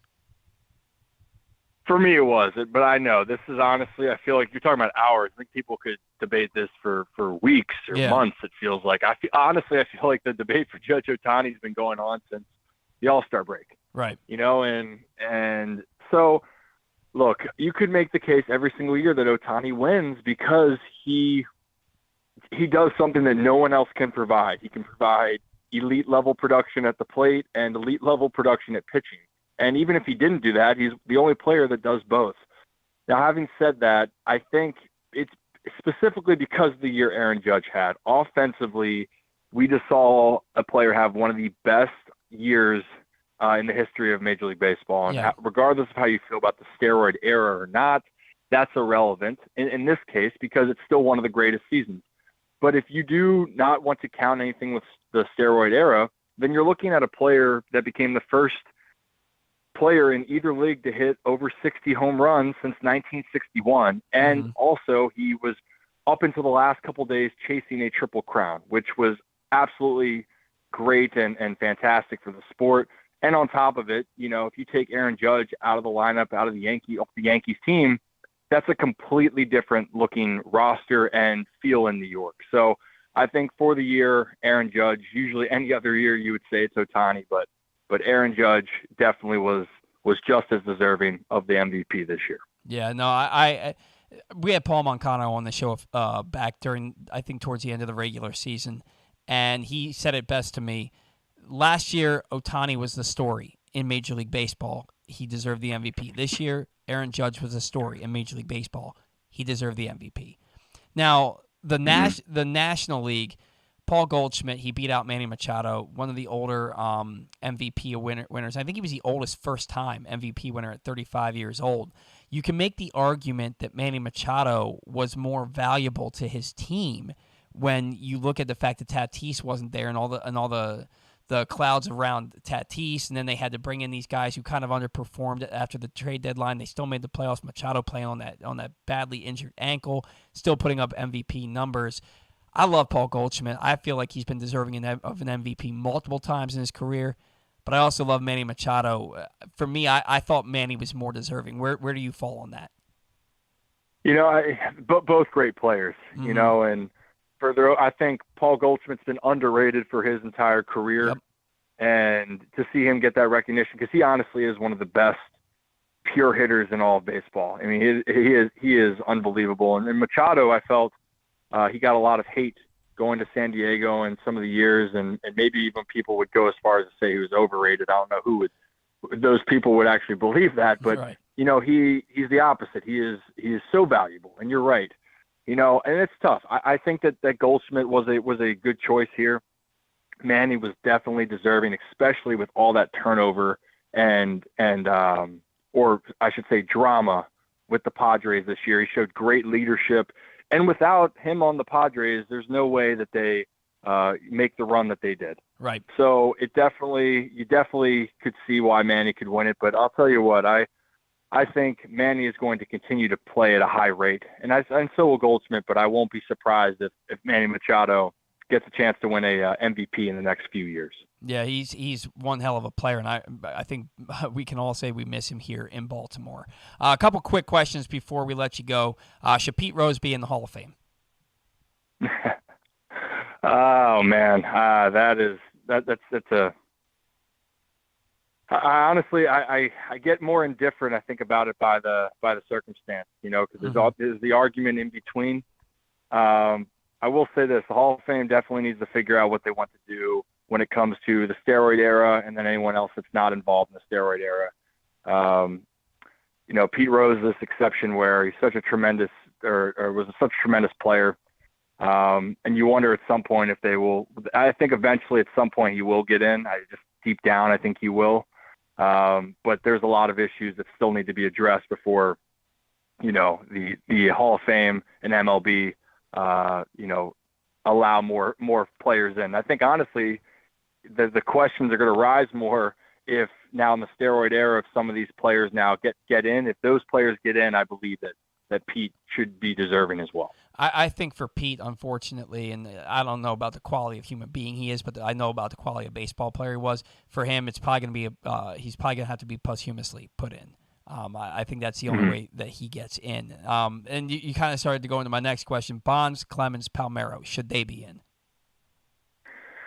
And that it's going to be the interpretation of how people view the steroid era, and because, well, let's just face it, as much as we can say, steroids did play a significant part in the game, but they also do significantly help players out, and that's the thing is you don't know where the line draws. And I can't, the example I use is Barry Bonds, where you could tell where his numbers drastically changed, but still at the pace that he was at, he was going to be a Hall of Fame type of player. Right. So that's the reality. Would he have hit over 700 home runs and been the home run leader?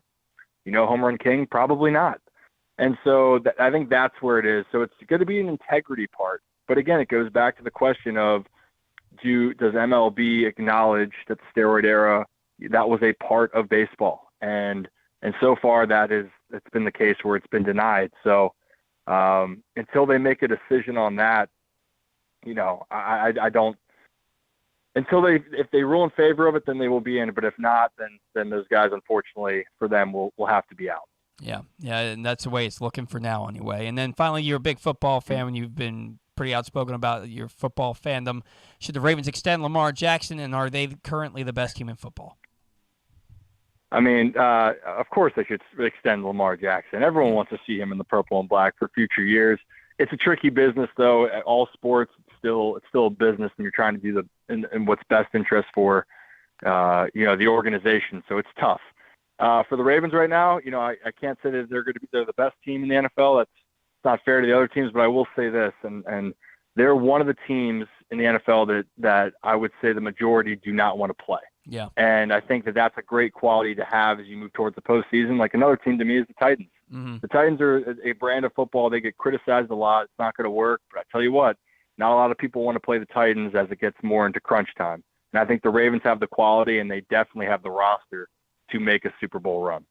Yeah, and they have the schedule laid out in front of them to maybe do it as a pretty high seed in the postseason too. So, Ryan, great talking with you, man. Thank you so much for making some time for us to come on the show this morning. What do you got coming up? Anything that we can plug for you before we let you go? Not too much. Just keep checking with social media for me. I'm just at Ryan Ripken on Twitter and Instagram. Continue to be more active and posting about some new things that I'm being involved with. So stay tuned on that. And I really appreciate you guys having me on, and hope you have a great Saturday. All right, you too, man. Have a great Thanksgiving, a great holiday season. Hopefully we'll be talking to you again soon down the line. Thank you. You guys too. Be safe over the holidays. You too. All right, see you, Ryan. And that was Ryan Ripken joining us here on the Bat Around. Ryan's segment was brought to you by the all-new Ginsu Kamado Grill, the perfect ceramic tailgate or home grill to sear, grill, bake, and smoke all kinds of foods. Get the details and reserve yours today at ginsugrills.com and use the code TAILGATE to get $100 off your order. Come get a sample of the cooking from the Ginsu Kamado Grill tomorrow and before every Ravens home game this season at the Game Day Firehouse, located at the Firefighters Union Hall just west of the stadium at 1202 Ridgely Street. You can stop by, try some food, and enter to win a Ginsu Kamado ceramic grill and $500 worth of grilling meats. When we come back in, we're going to have a little bit of time to talk about some things. It's not really Orioles banter, but we're going to banter about some baseball stuff before we get Jim Callis on the line. That and more next on The Bat Around. Have you been to Guilford Hall Brewery? Located in Baltimore's Station North neighborhood, Guilford Hall Brewery breaks the craft brew mold with their great handcrafted microbrews and amazing Bavarian-style food selections. Join Guilford Hall 7 days a week for Orioles, Ravens, and all of your favorite college games. Make plans now to watch the big games, play trivia, or bring your dog for Yappy Hour. They even have free valet service on Friday and Saturday nights. Go to guilfordhall.com for a complete schedule of events, beer listings, and food and drink specials. We'll see you at Guilford Hall Brewery. Make the most out of every day in your Toyota RAV4. Available in hybrid or gas-only models. A RAV4 can get you where you want to go in style. Check out buyatoyota.com for deals on new RAV4s from your local Toyota dealer today. Looking for a simple holiday meal? Try Chick-fil-A Catering. From Chick-fil-A nuggets to mac and cheese, enjoy a variety of tray options sized perfectly for your get-together. Order through the Chick-fil-A app and bring smiles to your family gathering. Availability and order requirements vary. See restaurant for details. Stan the Fan here, welcoming back one of my favorite sponsors, the Costas Inn. And everybody around Baltimore knows the Costas Inn is a great place to go and grab crabs, steaks, salads, soups, whatever's on your mind to eat in person. But did you know that the Costas Inn has upped their game? They are now one of the premier takeout places in Baltimore. Give them a call now to order your food, 410-477-1975. That's the Costas Inn over 4100 North Point Boulevard. The Baltimore County Police Department is hiring. Entry-level officers start at close to $59,000 a year with a $10,000 bonus. Some restrictions apply. Plus a great retirement plan, medical, dental, and vision insurance, advancement to specialized units, tuition reimbursement, 15 sick days earned per calendar year, and even further incentives for military members and veterans. If you have a passion for service and want a career for life, visit joinbaltimorecountypd.com or call 410-887-5542. You must be a United States citizen, possess a valid driver's license, and have a high school diploma or GED equivalent. The Baltimore County Police Department is an equal opportunity employer. Sports betting has come to Maryland, and we're ready to help you win some money. Tune in for Simply the Bets every Tuesday morning at 11:40. FanDuel Sportsbook assistant GM Leon Twyman and VSiN's Aaron Oster join the guys every week to give you all of the info you need and offer you a few winners. And every other Thursday at 11:40, tune in for Weekend at Bookies as Andrew Stecca and Alloy Sports' Brad Kronthal help make you some money for the weekend. So come win some money with us on Simply the Bets every Tuesday and Weekend at Bookies every other Thursday. Brought to you by the FanDuel Sportsbook at Live Casino and Hotel Maryland. Listen at PressBoxOnline.com/radio. Watch at YouTube.com/PressBoxOnline. Experience the best in Kamado Grilling, a complete outdoor cooking appliance. The Ginsu Kamado Grill allows anyone to sear, grill, bake, and smoke all types of food. Designed for efficiency and function, the Ginsu Kamado Grill upholds the enduring legacy of the iconic Ginsu brand. The Ginsu Kamado Grill is perfect to cook all year round, is great for parties, and ideal for tailgating with your friends. Reserve your Ginsu Kamado Grill today at ginsugrills.com and get $100 off on your pre-order when you use the promo code TAILGATE. That's ginsugrills.com. Reserve yours today. UMBC basketball is back at Chesapeake Employers Insurance Arena, and tickets are available now at umbcretrievers.com. Don't miss any of the great early season matchups as the men take on local rivals Coppin State on November 30th and Morgan State on December 10th, while the women square off with American on December 18th. Experience the excitement of game day at the peak by getting your tickets right now to come see the Retrievers at Chesapeake Employers Insurance Arena. Lock yours in at umbcretrievers.com.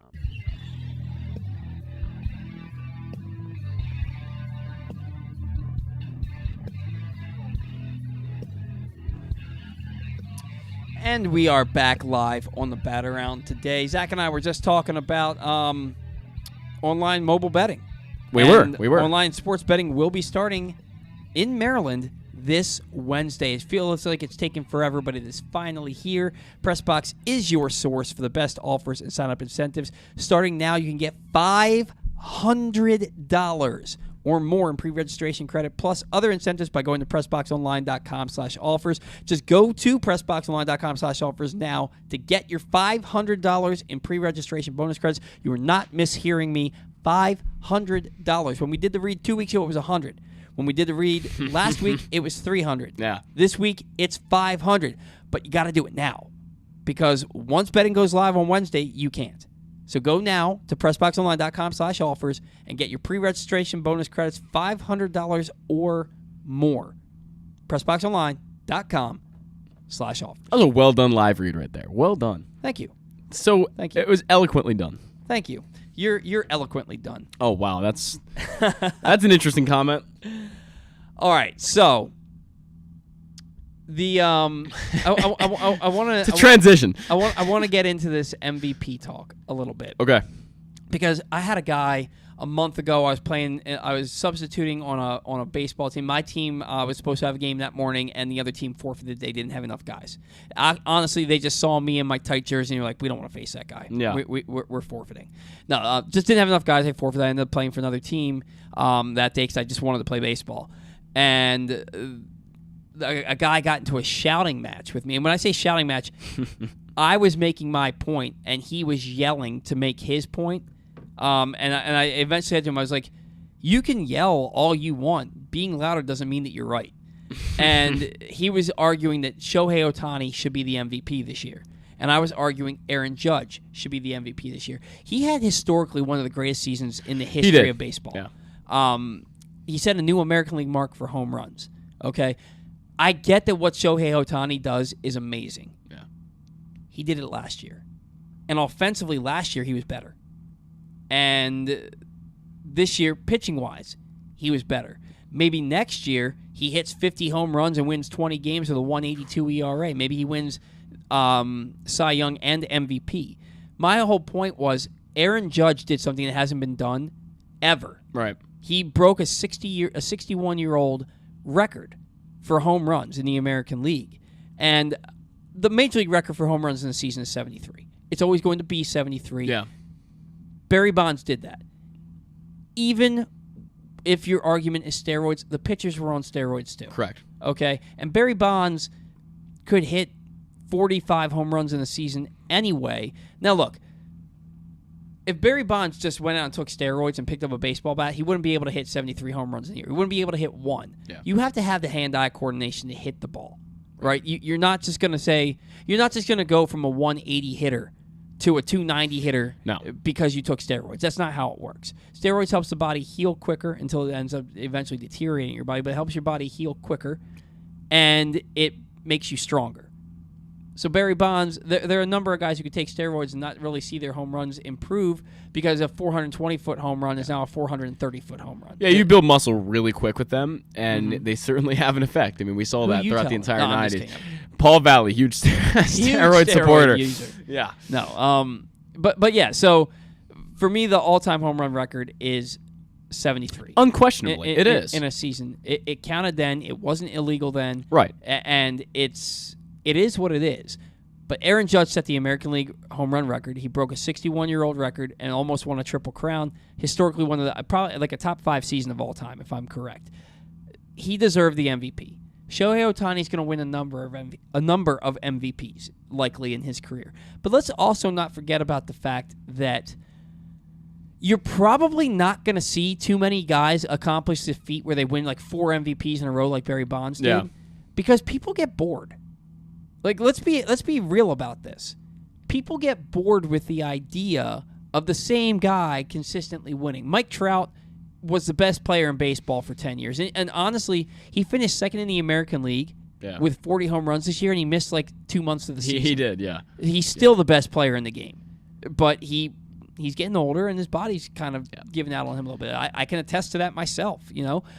So for me, Ohtani's a deserving MVP award winner, but Judge was a clear-cut MVP to me this year. Now, if they do it again next year, maybe it's Ohtani. If Judge goes out and hits 300 with 57 home runs and Ohtani hits 280 with 40 home runs but also pitches 180 innings, wins 17 games, and has a 2.20 ERA, I'd probably say Ohtani's the MVP.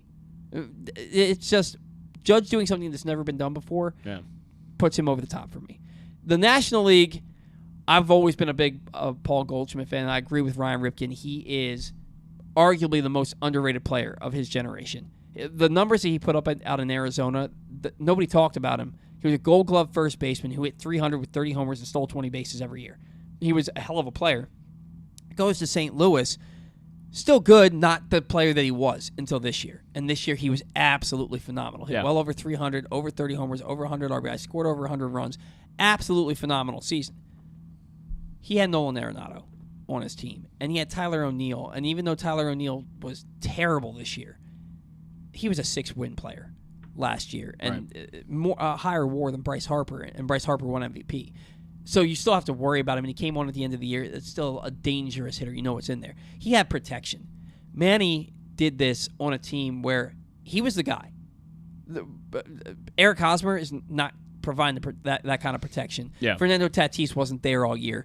Will Myers isn't that guy. It was legitimately Manny Machado and then a cast of characters until they got Soto and Bell and Drury. But those guys all underperformed once they got there. To me, Manny Machado was more valuable to his team and put up MVP numbers. He should have been the MVP, in my opinion. And it wasn't like Goldschmidt ran away with it. Yeah, he did. He ran away with it. But to me, Manny Machado should have been the MVP. I'm with you. I look at the defensive value as a big part of it too, and I think that gets left out sometimes. And Goldschmidt's a good first baseman, a good defender, no doubt. But the value that Manny brings at third base is far more than the value that Goldschmidt brings at first base defensively, and that's just the truth. There's no question to that. And when you combine the bats, maybe Goldschmidt had a little bit of a better offensive year. I mean, he was unreal for the greater part of the year.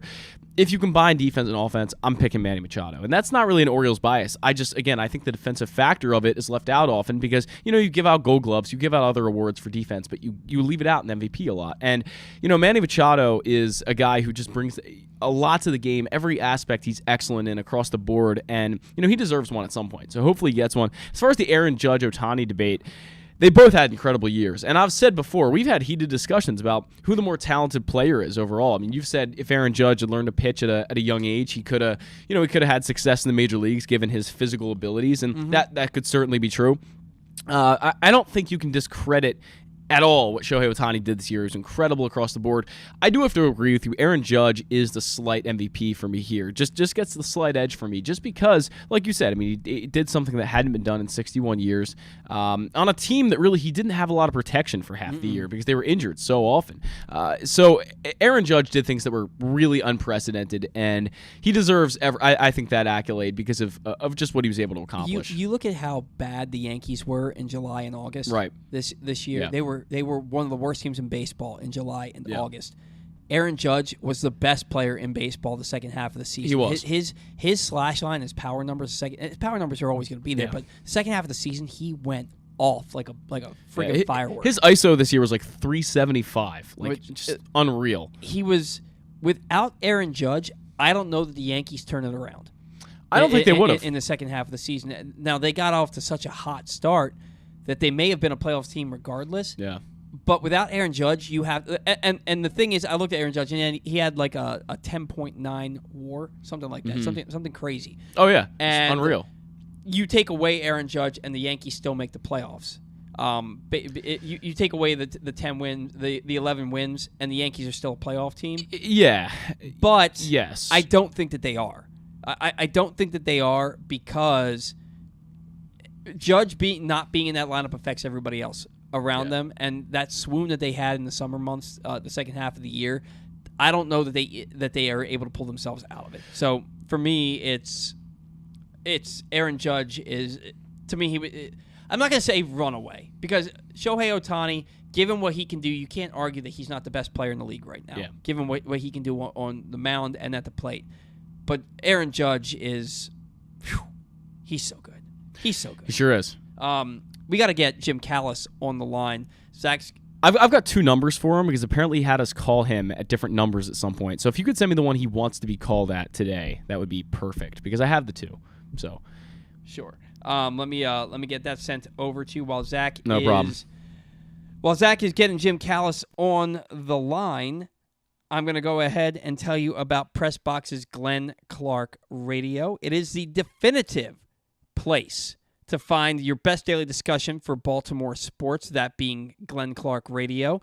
So you can watch the show every day, every weekday from 10 to noon at youtube.com/PressBoxOnline or facebook.com/PressBoxSports, or you can reason to not tune in to Glenn Clark Radio. You can get it every freaking where. You never know who's going to pop up on GCO. This week, the guys caught up with former Ravens Jacoby Jones and Vontae Leach, Fox Sports analyst Brian Baldinger, and WWE star AJ Top Dollar Francis. Find those interviews and this week's Tyus Bowser show with special guest Calais Campbell in the Glenn Clark Radio Week in Review feature at PressBoxOnline.com. Joining us now on the Bat Around from MLB Pipeline, he is Jim Callis, and he's live on the Bat Around. Jim, it's Paul, it's Zach. Good morning. Thanks for taking some time for us today. Oh, yeah, no problem. Hope you guys are doing well. Happy Thanksgiving. Happy Thanksgiving to you as well. Now, Jim, the last time we spoke, we were talking about who the Orioles might take first overall in the Major League Draft. They ended up going with Jackson Holliday, and you had some high praise for the kid the other week with regards to Gunnar Henderson comparisons and when he might debut. What have you seen from Jackson Holliday, and did they get the pick right 1-1? Yeah, I mean, look, it's early, and we won't know for sure if they got the pick right. But, you know, if they'd gone Drew Jones, I think you could have made a case for Drew Jones too. But I do think with Jackson Holliday, what's exciting about him is I think he had the best combination of hitting ability and all-around tools in the draft. You know, you can argue, you know, say Drew Jones had a higher ceiling, but I think Jackson Holliday's a better bet to hit. You know, not that Drew isn't, but I just think Jackson's going to be, you know, a well above average hitter when all is said and done. And, you know, really impressed, you know, great small sample size, debut stats don't mean a ton. But the one stat I always look at for hitters in their pro debut is strikeout to walk ratio. And Jackson Holliday walked twice as much as he struck out. And even after he left the Florida Complex League and he went to low A, he continued to walk more than he struck out. I just think, you know, I know I said, I think when I was talking to Masson a week or so ago, I would be shocked if Jackson Holliday is not a superstar, because I just think he's got all-around tools. He can really, really hit. The thing I think was maybe the most exciting thing about him this spring is, you know, I've been covering the draft and prospects for, I guess, 33, 34 years now. I'm getting old. And, you know, like, again, I mean, we put grades on players and we try to, you know, and it's based on talking to scouts. It's not just eyeballing the players. And Jackson Holliday is one of the few draft players I can remember where we upped his grade in every category. I mean, he was a better hitter. He was stronger. He had more power. He was quicker. He was faster. The arm looked better. He looked better at shortstop. I mean, you know, you go back to after last summer, and I think he, like a lot of guys, he tried to do a little too much on the showcase circuit. You know, he came into the year as more of a second-round pick than a first-round pick. You know, nothing wrong with that. But, you know, talented guy, but, you know, he chased some pitches. You weren't sure he was going to stay at shortstop. And now, I mean, he looks like an advanced hitter who's going to hit for a lot of power and stay at shortstop. And, you know, vis-a-vis Gunnar Henderson, who, you know, arguably is as good as any prospect in the minors right now, or anybody who still qualifies as a prospect, because, you know, he's obviously up in Baltimore at the end of the year. I'm not saying he's definitely going to be better than Gunnar, but if you compare him at the same stage, and I loved Gunnar, we had Gunnar as a first-round talent coming out of high school, he's better than Gunnar was at the same stage. So if he develops anywhere like Gunnar did, it's even more exciting. And I think again, getting back to the plate discipline, you know, Gunnar, that was something that kind of kicked in for Gunnar this year. You know, when Gunnar was in Double-A in 21, he was really young and he got exposed a little bit, and then he made huge strides with his plate discipline. And I think Jackson Holliday's already got it. And I think, again, it seems crazy. Gunnar might be the best prospect in the minor leagues right now. But, yeah, I do think Jackson Holliday has a higher ceiling and probably a little bit better chance to play at shortstop than Gunnar does. And I love Gunnar. So, I mean, it's pretty crazy that, when we look back, the Orioles might have had the best prospect in baseball one time, two guys from the same draft in Adley Rutschman and Gunnar Henderson, and they might have two guys in the system at the same time who went on to be number one prospects, not just Adley and Gunnar, but Gunnar and Jackson Holliday too. And then you throw in Grayson Rodriguez being the best pitching prospect in baseball. It gets pretty ridiculous. Yeah, it's a pretty bright future, it would seem, for the Orioles for sure. And it sounded like so when Jackson Holliday got drafted, they asked him what he thought his timeline was, and he said he thinks he can be in Baltimore in 2 years. And I think you said something along the lines of you would not be surprised to see him in the major leagues as early as 2024. Is that a realistic thing for Jackson Holliday? And I know he hasn't even gotten a full year of pro ball under his belt. Yeah, I think realistically, if we were setting a betting line, the over under would probably be 2025. Mm-hmm. I do think he could get up in 2024. It would be, I think, more towards the end of the season. He'll only be 20. He won't turn 21 until December of 2024. Right. But what I will say is when you have these special players like a Jackson Holliday, they often get there quicker than you might expect. Like you can set a realistic timetable and say, okay, I'm going to pencil him when he's 21 in 2025. And again, I'm not going to say he's as good as these guys, but your Bryce Harpers, your Mike Trouts, your elite players, basically write their own timetable. And it wouldn't shock me at all if, he comes out next year, and I wouldn't be shocked if he finished next year in Double-A. Again, that's getting ahead of ourselves, and he'll only be 19 next year. But I just think he's so advanced as a hitter. I'm really looking forward to see what he does next year. Yeah, we're all going to be keeping our eyes on Jackson Holliday next year and years to come. Heston Kjerstad, number 2 overall pick for the Orioles in 2020, deals with myocarditis. It's almost 2 years between when he gets drafted, and actually I think it was a little more than 2 years from when he gets drafted to when he makes his pro debut. You look at that, he comes out in spring training this past year and tears his hamstring early on in spring training, misses 8 to 12 weeks. Goes to the Arizona Fall League. He becomes a Fall Star, Home Run Derby finalist, and wins the league MVP award. But that strikeout rate's still up over 30%. What did he show you in the Arizona Fall League and in his first pro season? And what kind of player do you think he could turn into? Yeah, in terms of his debut, it was just good to see him back playing again. And, he tore up low A. He struggled some in high A. I think he might have been a little gassed at the end of the year because he really hadn't played a lot of baseball in 2 years because of the myocarditis and then the hamstring. So I didn't read too much into his debut. And then, okay, looks like the power's back. But I got to see him in the Fall League. I was there for the first week of the Fall League, and I was there for the last week of the Fall League. And literally the first day I was there, I saw him hit like a 24-foot home run over the right field lounge at Scottsdale Stadium. And he basically hit the whole time he was there, and he was MVP. And he looked like the guy I saw at Arkansas. It's going to be power over hit. I think he's going to hit enough, but it's big left-handed power. I thought it was the best college left-handed power in that draft, the 2020 draft. And he looked like the guy that I saw at Arkansas, which was good news. And, I will say too, what was really encouraging, the one blemish, if you're looking at his stats, was he had a 31-5 strikeout to walk ratio, which is, and the pitching's not really great in the Fall League either. But, talking to scouts about it, they weren't too concerned about it because it wasn't like he had a bad swing and it wasn't like he couldn't recognize pitches. He just needs to, I think, refine his approach a little bit. But I talked to him about this, and scouts thought, and he said, yeah, it is what he does, is he will go up to the plate and look for a specific pitch in a specific zone, early in at-bats. And he's not afraid to hit with 2 strikes. I think he's going to have to tweak that, especially as he faces more advanced pitchers, because if they know, like, okay, maybe we think he's sitting fastball in here, well, we'll throw him a breaking ball over the plate and he's going to take it strike one. I just think, they're talking to scouts. They were not alarmed. They just said, look, he's just going to need to refine the approach. And it's not a bad approach. It's just, he's almost too focused and can get himself behind in counts. But they thought that was adjustable. And just talking to him too, I talked to him a little bit when he was in Arkansas, but for whatever you want to put down for makeup and how much it matters, he's got good makeup. And it was interesting because I asked him, I wound up talking to him probably 3 or 4 times, and we did a 20-minute interview with him for our podcast last week.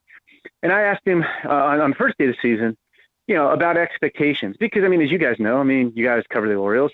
He wasn't. He was thought to go more in the 6 to 10 range, and he went second. So the Orioles could move money around the draft, and a lot of people were shocked.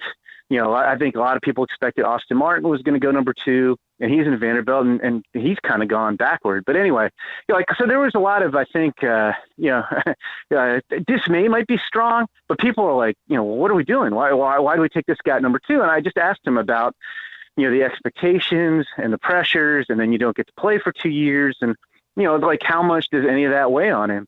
And he said, he didn't blink, and he said, it doesn't weigh on me at all because nobody has higher expectations than me, as good or as people expect me to be or want me to be or think I should be because I'm the number 2 pick.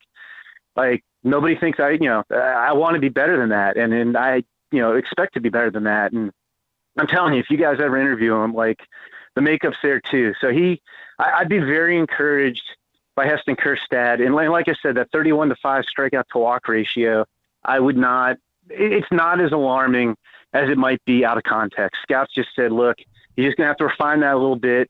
And, maybe, because it's more a case of falling behind in the count than he's chasing pitches or he can't hit the curveball or, geez, the swing's flawed. It's just an approach. He'll still be a power over hit guy, but I think, it could be a 30-plus home run guy. He looked really, really good. Now, you mentioned that, and it makes me think of Kyle Stowers. And Kyle Stowers has the high strikeout totals, and he's that guy who he kind of in the minor leagues he was like a 260, 270 hitter with a lot of power and a lot of strikeouts. He also had that ability to get on base. Do you see Kyle Stowers being that similar kind of player in the major leagues, or do you think that there's kind of too much of the swing and miss for him to be a productive big league player? I think it's early to tell. He's going to have to address that, I think. Mm-hmm. And, I don't think his power ceiling, he had a huge year in 2021 and he had a, solid year in AAA this year. I don't think his power ceiling's as high as Kjerstad's. Sure. If we're thinking I could see Stowers, a reasonable expectation might be 20 home runs, and a reasonable expectation, or, let's say reasonable hope for Kjerstad might be 30 home runs.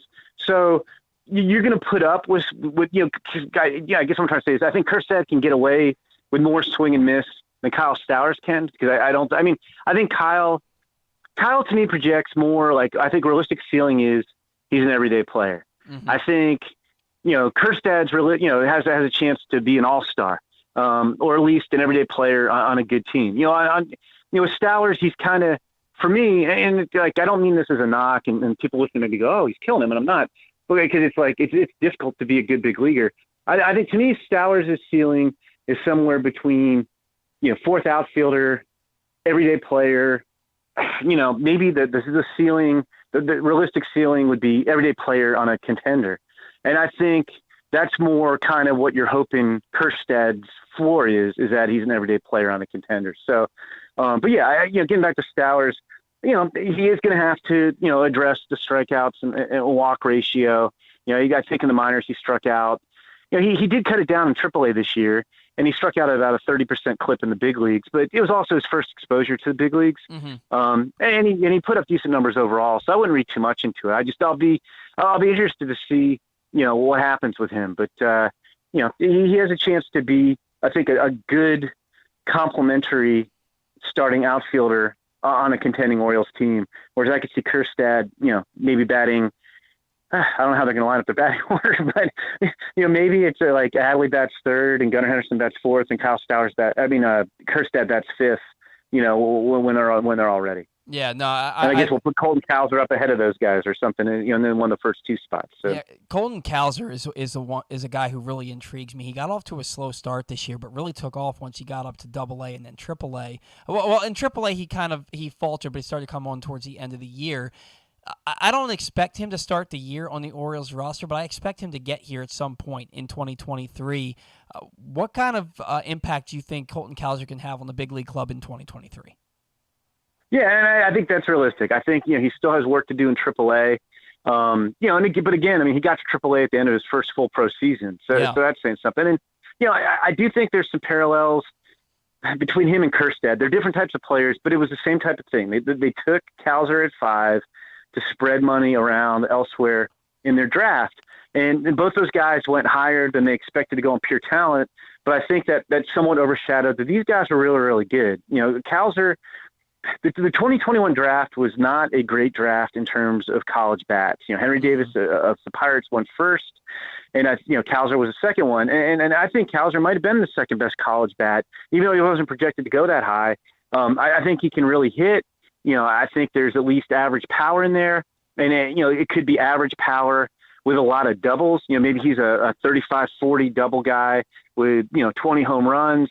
He draws walks. He did strike out some last year because he works deep counts, but he has on base skills. I think the biggest question is he a center fielder? And I think the answer to that is I think he can play center. I think he can be an average, maybe a tick above average center fielder. He's got good instincts. He runs well enough. It's just a case of who else do you have on your team? If you have that classic center fielder on your team, then you're probably putting Cowser on a corner. But I think he could play center. But I think you're right. I would expect him to be up in the second half of the season, and I could see him being a guy who hits in the maybe not necessarily as a rookie, but we're talking lineup of the future. I could see him batting first or second in the Orioles lineup and setting the table for that Rutschman, Henderson, Kjerstad middle of the order. Yeah, and I think the bat is more about average than power with him, but I expect him to be almost like a Nick Markakis type of player when it's all said and done, which I think is a lot for the Orioles to hope for there. A few more minutes here with Jim Callis from MLB Pipeline. The Orioles, Jim, have a lot of good infield prospects with not a lot of places to put them. We already talked about Jackson Holliday. You have Jordan Westburg, who's the organizational minor league player of the year. Connor Norby led all Orioles minor leaguers in home runs with 29. Joey Ortiz has an elite glove, and his bat seems to be catching up pretty rapidly. Cody Mayo, he has ridiculous power and barrel-to-ball skills, has never met a fastball he can't destroy. So they have a lot of options there, not a lot of places. Let's start with Joey Ortiz. We talked with Keith Law last spring. He predicted Ortiz would be the Orioles starting shortstop by mid-2022. That didn't happen, but through no fault of his own. What kind of big leaguer can we expect Ortiz to be? And do you expect him to maybe supplant Jorge Mateo at some point this season? Yeah, I mean, I think it comes down to, how Mateo performs too. Because you have the luxury of letting Ortiz, who had a great year, develop a little bit more. I mean, for as good a year, I know Mateo played really good defense, and I guess he led the American League in steals, but he also had a 267 on base percentage. Right. So, to me, not a bad year. Especially with the glove. He played better at shortstop. I always thought him as more of an average defender. I mean, and you guys saw him. He had a really good year at shortstop. I think really opened some eyes with his defense. But I think Ortiz. I don't think there's any question in my mind that Ortiz is going to be a better big leaguer than Mateo. And it's hard to play a guy with a sub 270 batting average in your lineup when you're trying to win, even if he is really good with the glove. So yeah, I could see Ortiz taking over for him. He's a really gifted defender. You talk about all these middle infielders. I think no question, he's the best defensive infielder the Orioles have among all their young guys. And the question is going to be, what does he do with the bat? And, he's gotten better, excuse me, every year at the plate, which is encouraging. Even, after a kind of solid performance at AA, he crushed AAA in the final month of the season. I don't know that I think last year he hit 284 and he hit 19 homers. I don't know if I see him doing that in the big leagues, but I could see him hitting, say, 260, 270, which is an above average hitter these days. And, getting on base at a decent clip and, maybe having, 15 homer power, maybe a little bit more. But, and I'm probably being a little conservative there.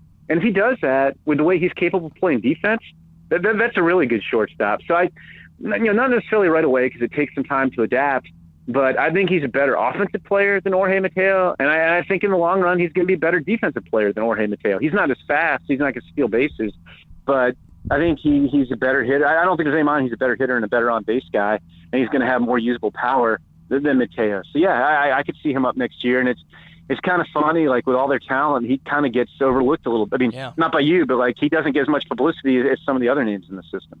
Jim, we saw Joey Ortiz break out this year, as we just talked about, and you look at the guys that are coming into 2023. Is there any guys specifically that you see in the Orioles system breaking out and having a really good year? You know, well, he didn't have a bad year this year. I've always kind of liked Hudson Haskin. Like he's always kind of intrigued me as a guy who's not ranked near the top of their prospect list. I think he's one. I still do, excuse me, our Astros coverage. And I think, you can look at Chase McDermott and see the 5.56 ERA, but he also had 160 strikeouts and 103 2/3 innings. And I think if he can make some adjustments and throw more strikes and get better command and control, he could really take off. And he's athletic. He comes from an athletic family. He's got a brother who made it to the NBA. And he hadn't pitched a whole lot at Ball State, and then you had the pandemic. So I think, the more he pitches, the better he's going to get. I think he's a guy to watch. And then I don't know off the top of my head when we're going to see, I guess Seth Johnson we might see in the second half of the year, right? Because he had Tommy John in the first half of this year. Seth Johnson has a chance to be really, really good. I know the Trey Mancini trade was kind of tough to take at the time, given, everything that Trey Mancini meant to the Orioles and their fans. But to get McDermott and to get Seth Johnson in that trade, for Seth Johnson's point, I could put up huge numbers because he's come back from Tommy John. But I do think that, when we see him pitch, down the stretch next year, it could be a guy that we start saying, hey, this guy's going to be in the Orioles rotation pretty soon, and he could be pretty good. Yeah, and that's what we were hearing. And Zach and I are realistic Orioles guys here. So when Trey got traded, the return that he got, we were thrilled with it. And we kind of saw the writing on the wall with Trey. So I think we're on the same page with you as far as Seth Johnson and Chase McDermott. I do want to talk, again, a little bit about these middle infielders, and specifically in the same category, Jordan Westburg and Connor Norby. And I think that one of these two guys is the Orioles' second baseman of the future. I think Westburg is maybe a little bit more athletic and more versatile defensively, but I think that Connor Norby has the better hit tool. If you're looking at these two in a bubble, who do you think ultimately ends up being the better big leaguer? Is it going to be Norby or is it going to be Westburg?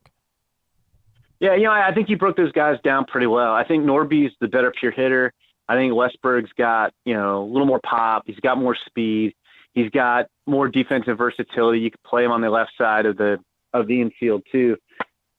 It probably comes down to who produces more in the big leagues. I mean, it's going to be interesting because I got asked this in a pipeline inbox question, and people got all outraged because I didn't count Jorge Mateo as part of the Orioles infield of the future. But let's say Joey Ortiz is for real. So he's your best shortstop. Okay, Gunnar Henderson plays third. Then I guess we're playing Jackson Holiday at second. And then where do you put Westburg, or Norby? I think what's possible if guys reach their ceilings, look, not everybody's necessarily going to pan out, although your really good prospects tend to. I was going to say, maybe, I think Westbrook's got enough versatility, and then maybe he becomes that Mark DeRosa type of dude who could play second, third, short, and the outfield corners, and, winds up, playing 130 games at 5 different positions. Mm-hmm. If he needs to bounce around, if Ortiz, let's say Ortiz's offensive ceiling isn't as high as these other guys we're talking about. If Ortiz, let's say he doesn't hit as much as you hope, then maybe Holiday's your shortstop and Norby's your second baseman and Gunner's your third baseman and Ortiz is kind of your defensive-minded utility guy, and Westbrook still does that thing where he kind of bounces all over the place. I mean, here's the thing that's nice about it is because he's got not all prospects are going to pan out. It's good to have options. It's tough, and look, I mean, I'm guilty of this too. Like when you're looking at a team that's trying to rebuild and you're like, oh, okay, this guy's going to be the second baseman in the future and this guy's going to go here, but they have kind of like one option at every position. And then the problem is, okay, what if, a third of those guys don't pan out, then you still have a bunch of holes. And what I like about the Orioles is that they've got multiple options, for these things. Same thing in the outfield, where we're talking Cowser, we're talking Stowers, we're talking Kjerstad. They drafted Dylan Beavers. They drafted Judge Fabian.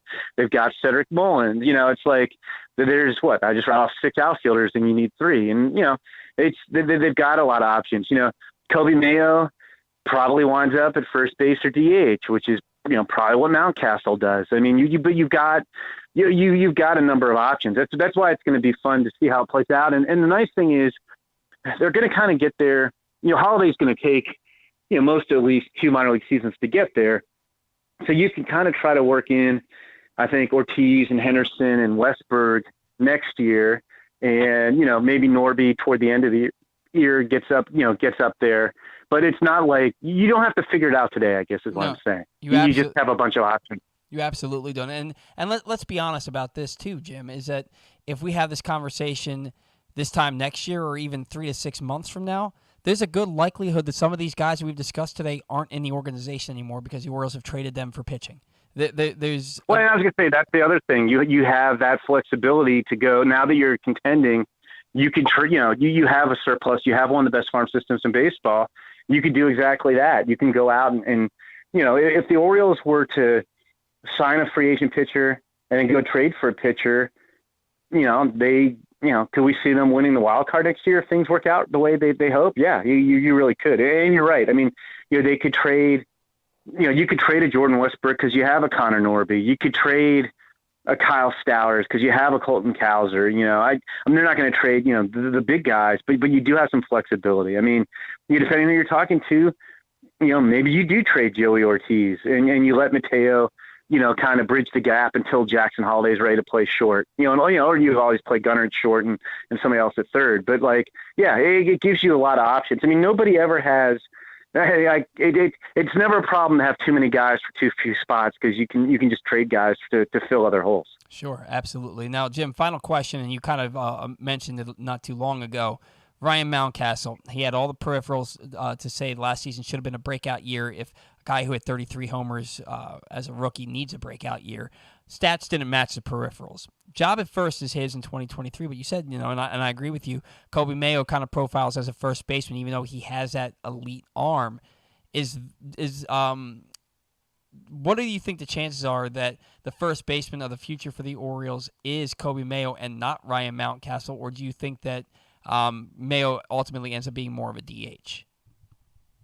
Yeah, I mean, again, I think a lot of that comes down to how Mountcastle does. I mean, Mountcastle has power, but it's power over hit, and he's not a big on-base guy. It's kind of like I guess we'd say mildly acceptable on-base percentage. It's not awful, but it's not great either. Right. And he's not a very good defender. I mean, I think that winds up becoming more, it depends on Ryan Mountcastle. I mean, with Mayo, he's probably realistically, he played, a little over a month in Double-A last year, didn't tear it up. I mean, realistically, I think Mayo we're looking at some point in 2024.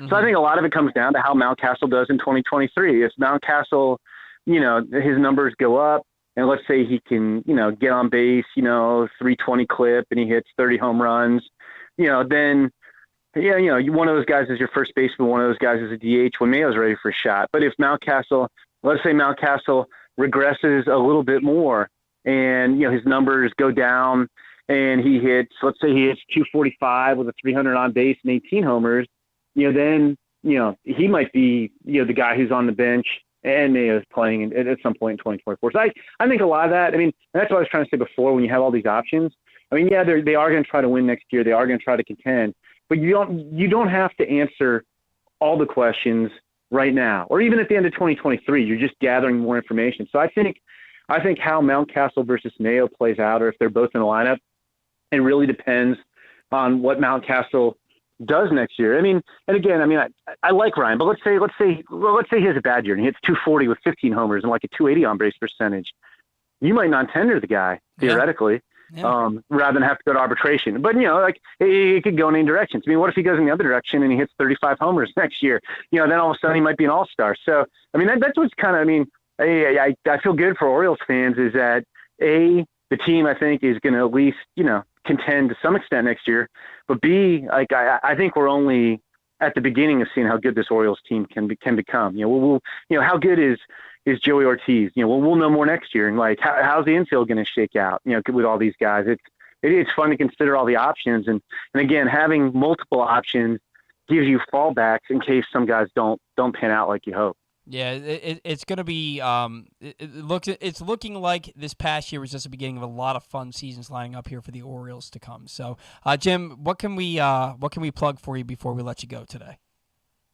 Yeah, well, if people head over to MLB Pipeline at MLB.com, the nice thing is all of our reports and everything are free. So we've got our Orioles top 30, which we put together in August, but we've got video and detailed scouting reports and all those guys. And probably the most recent thing we did was AFL top 30 prospects list, and Heston Kjerstad factors very prominently on there. And starting to work on some draft stuff. We'll have a draft top 100 out after the winter meetings, which I guess probably doesn't excite Orioles fans quite as much as it did in the days where they were always picking at the top of the draft, although they are draft lottery eligible. So who knows? Maybe they'll maybe the ping pong balls will come up there in their favor and they'll pick high again. But that's kind of what we're working on right now. So I think I saw the Orioles have like a 1.7% chance of getting the number 1 overall pick in the draft again this year. So if that happens, I think we'll be giddy here in Baltimore. So well, even if you get like the number 2 or 3 pick, because it's like it's probably an average draft, but I don't think there's a clear cut number 1. So if they could just jump into the top 4 or 5 picks, you might get a guy at 4 or 5 who's a good number 1. But yeah, it is a long shot for him, but it'll be interesting to see how the lottery plays out. And when does that lottery take place? Is it right before the draft? I guess they can't do that because you have to have time to prep. Yeah. It's at the winter meetings. Okay. It's at the winter meetings on December 6th. They'll have I think they're going to do a half hour on MLB Network from the winter meetings. And just a quick synopsis of it is it's for the first 6 picks. So if the Orioles, and then the odds are against them. If the Orioles don't jump in the first 6 picks, they will remain at I think they have the 17th pick right now in the first round. And there's been a little confusion, even with some teams. The lottery is only for the first round. Like the Orioles will pick 17th in subsequent rounds, regardless of what happens in the lottery. Yeah, and that would make sense. It wouldn't be fair to have them get the number 1 pick. Say they get the number 1 pick and they have a pick in every round too. That wouldn't be fair. But Jim, always great talking with you. I love when our paths cross. We will certainly be talking to you in the new year and as we get closer to the draft. Until then, my friend, have a great holiday season. Happy Thanksgiving to you. Yeah, happy Thanksgiving to you guys too. And it's an exciting time to be an Orioles fan. So keep up the good work. I know people up in Baltimore are pretty excited about the club. We certainly are. Take care. We'll talk to you soon. Okay, thank you. See you. That was Jim Callis from MLB Pipeline, one of the nicest guys in the sport, and he's always gracious enough to give us some time here.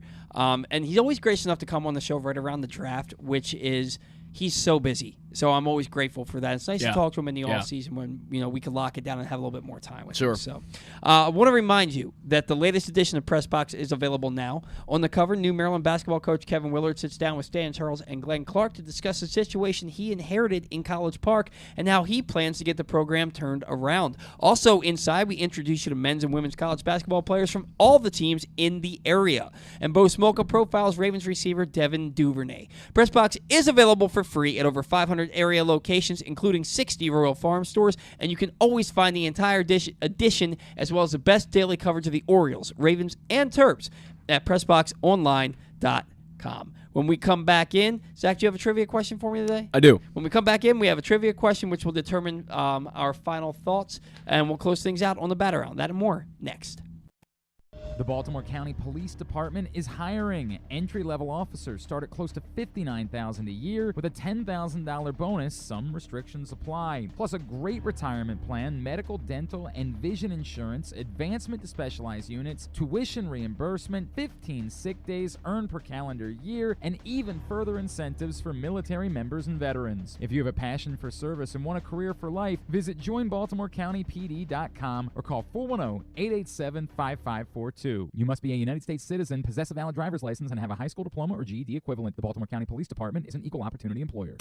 Come experience Maryland's #1 sportsbook this NFL season at the FanDuel Sportsbook at Live Casino and Hotel, the ultimate place for any sports enthusiast. Take advantage of our 24/7 kiosks, massive video screens, and watch all the action from the best seat in the house. With more money paid out than anyone around, make every moment more at the new FanDuel Sportsbook at Live Casino and Hotel in Hanover, Maryland. Please play responsibly. Gambling problem? Please call 1-800-GAMBLER or visit mdgamblinghelp.org. Looking for a simple holiday meal? Try Chick-fil-A catering. From Chick-fil-A nuggets to mac and cheese, enjoy a variety of tray options sized perfectly for your get-together. Order through the Chick-fil-A app and bring smiles to your family gathering. Availability and order requirements vary. See restaurant for details. Whether your focus is luxury and comfort, convenience and technologically advanced connectivity, or sporty performance and aggressive styling, we've got the perfect Highlander for you. Check out buyatoyota.com for deals on new Highlanders from your local Toyota dealer today. The weather outside is really unpleasant, so it's time to warm up with some comfort classics this winter at your neighborhood Glory Days Grill. Try the Twisted Ribs and Wings combo. It's 2 full pounds of meat, the mac and cheese bites, Mr. Richards meatloaf, the citrus salmon, the winter spinach salad, and for dessert, here's internet radio personality Griffin Bass to tell you about the bourbon butter cake. Oh my God, it's so good. Pair it with a blood orange bourbon cider or a devil's backbone cranberry smash. Place your order now at glorydaysgrill.com. Glory Days Grill. Great food, good sports. That first sip. That first bite. Start your day off right with a delicious breakfast at Royal Farms. Choose from a fantastic selection of fresh Royal Farms breakfast sandwiches and top it off with a rich hot cup of the freshest coffee in the world. At Royal Farms, breakfast is available day and night. It's the freshest breakfast in the world. Real fresh, real fast. Royal Farms. Have you been to Guilford Hall Brewery? Located in Baltimore's Station North neighborhood, Guilford Hall Brewery breaks the craft brew mold with their great handcrafted microbrews and amazing Bavarian-style food selections. Join Guilford Hall 7 days a week for Orioles, Ravens, and all of your favorite college games. Make plans now to watch the big games, play trivia, or bring your dog for Yappy Hour. They even have free valet service on Friday and Saturday nights. Go to guilfordhall.com for a complete schedule of events, beer listings, and food and drink specials. We'll see you at Guilford Hall Brewery. The latest edition of Press Box is available now. On the cover, New Maryland basketball coach Kevin Willard sits down with Stan Charles and Glenn Clark to discuss the situation he inherited in College Park and how he plans to get the program turned around. Also, inside, we introduce you to men's and women's college basketball players from all of the teams in the area. And Bo Smoka profiles Ravens receiver Devin Duvernay. Press Box is available for free at over 500 area locations, including 60 Royal Farm stores, and you can always find the entire edition as well as the best daily coverage of the Orioles, Ravens, and Terps at PressBoxOnline.com.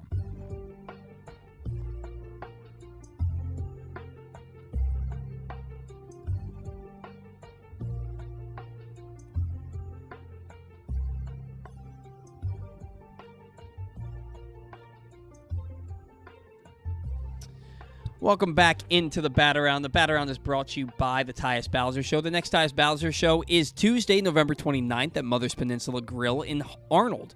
Tyus and a special guest will join Rita and Glenn. This is your opportunity to meet Baltimore football stars while getting the inside scoop on the purple and black. The Tyus Bowser Show is a partnership of Pressbox and Great Eights memorabilia and brought to you by Maryland Vascular Specialists and the all-new Ginsu Grill. Find out more at PressBoxOnline.com/Bowser.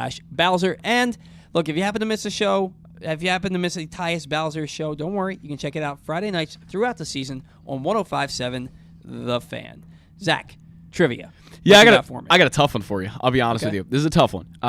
Since the let me give some context on this. So we have the Rule 5 draft coming up in a few weeks, obviously, and I wanted to do a Rule 5 based question today. So that's what we have for you. Since the year 2000. The Orioles have had 12 players they've taken in the Rule 5 draft play in the major leagues. Can you name the 12 players? Julio Bourbon.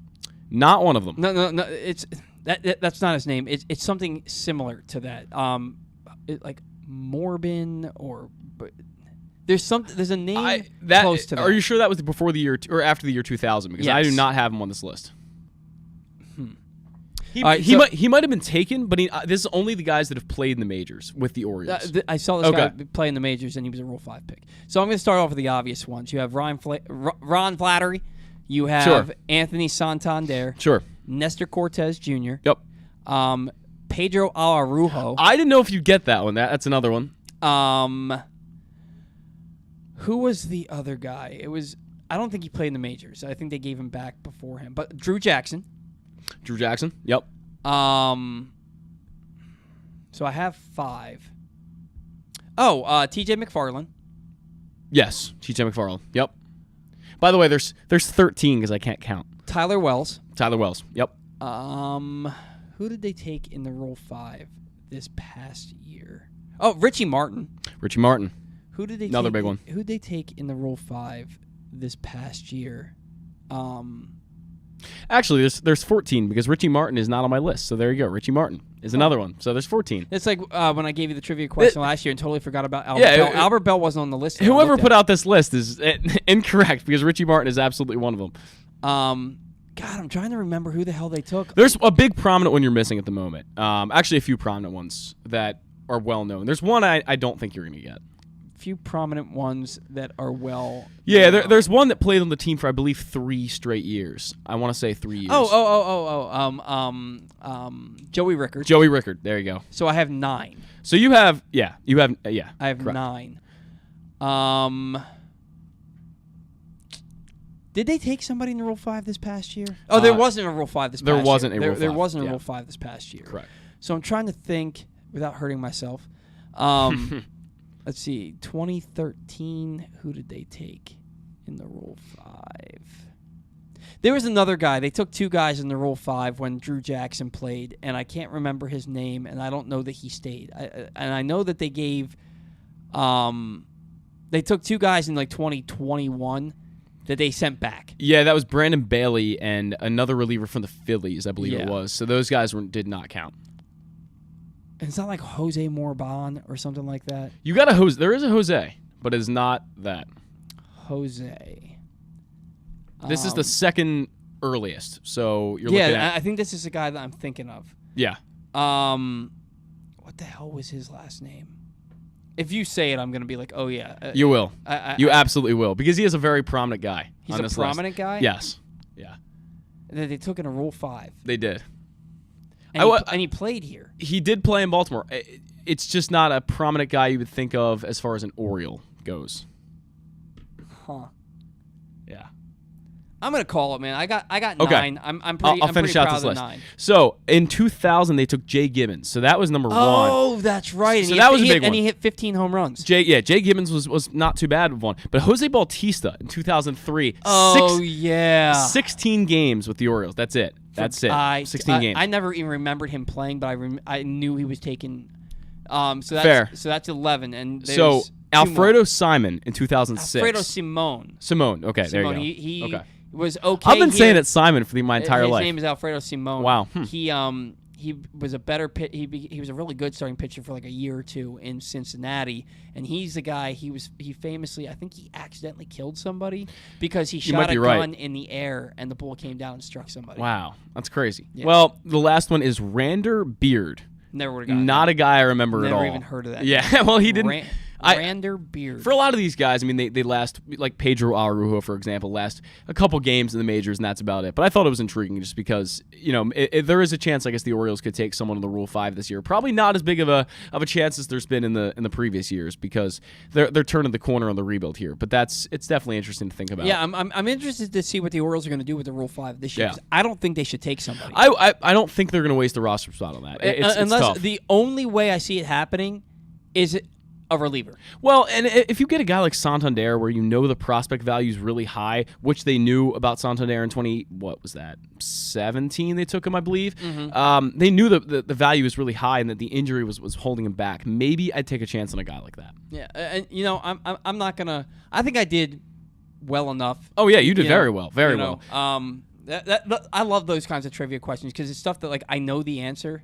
I know enough of the answer that I feel like I should get them all. Rander Beard, I have no idea who that is, but I should have either. I should have gotten Jay Gibbons. When Jay Gibbons played for the Orioles, I didn't know what the Rule 5 draft was. Yeah, fair. So okay. I just thought that okay. he was I just thought that he was a minor leaguer. I learned later as I became more acclimated to it that he was a Rule 5 pick, and I know he hit 15 home runs that year.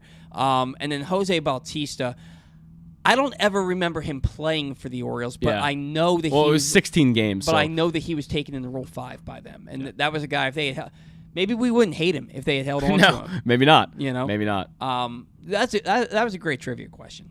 Great question, Zach. And because it was such a great question, it was challenging and fun. I'm going to let you do your final thoughts first. Okay, so I'm going to talk about something. I'm kind of moving my final thoughts and sounding off into one segment for, I guess, for the winter. We had to skip sounding off today. Well, I'm going to do that right here. So I like a Brewers pickup they made this week. A Brewers pickup they made this week. Javi Guerra came from the Rays for a player to be named later. And Javi Guerra is a really interesting guy. He hasn't really pitched all that well. I mean, this year he put up a 3.38 ERA in about 20 games in the majors. He won 2 of them. But he's only 27 years old. And this guy has a blazing fastball. He's up there 98, 99. His fastball velo was in the 95th percentile in the small sample size that he had this year. But the Brewers got a guy who can really up those strikeout numbers. He had around a 5.5 strikeout per 9 rate last year, and that can go way up with a fastball that's that hot.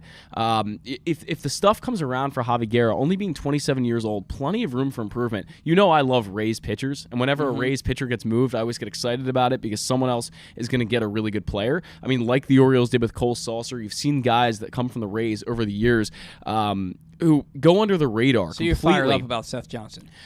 Yeah, absolutely. I mean, the guy's.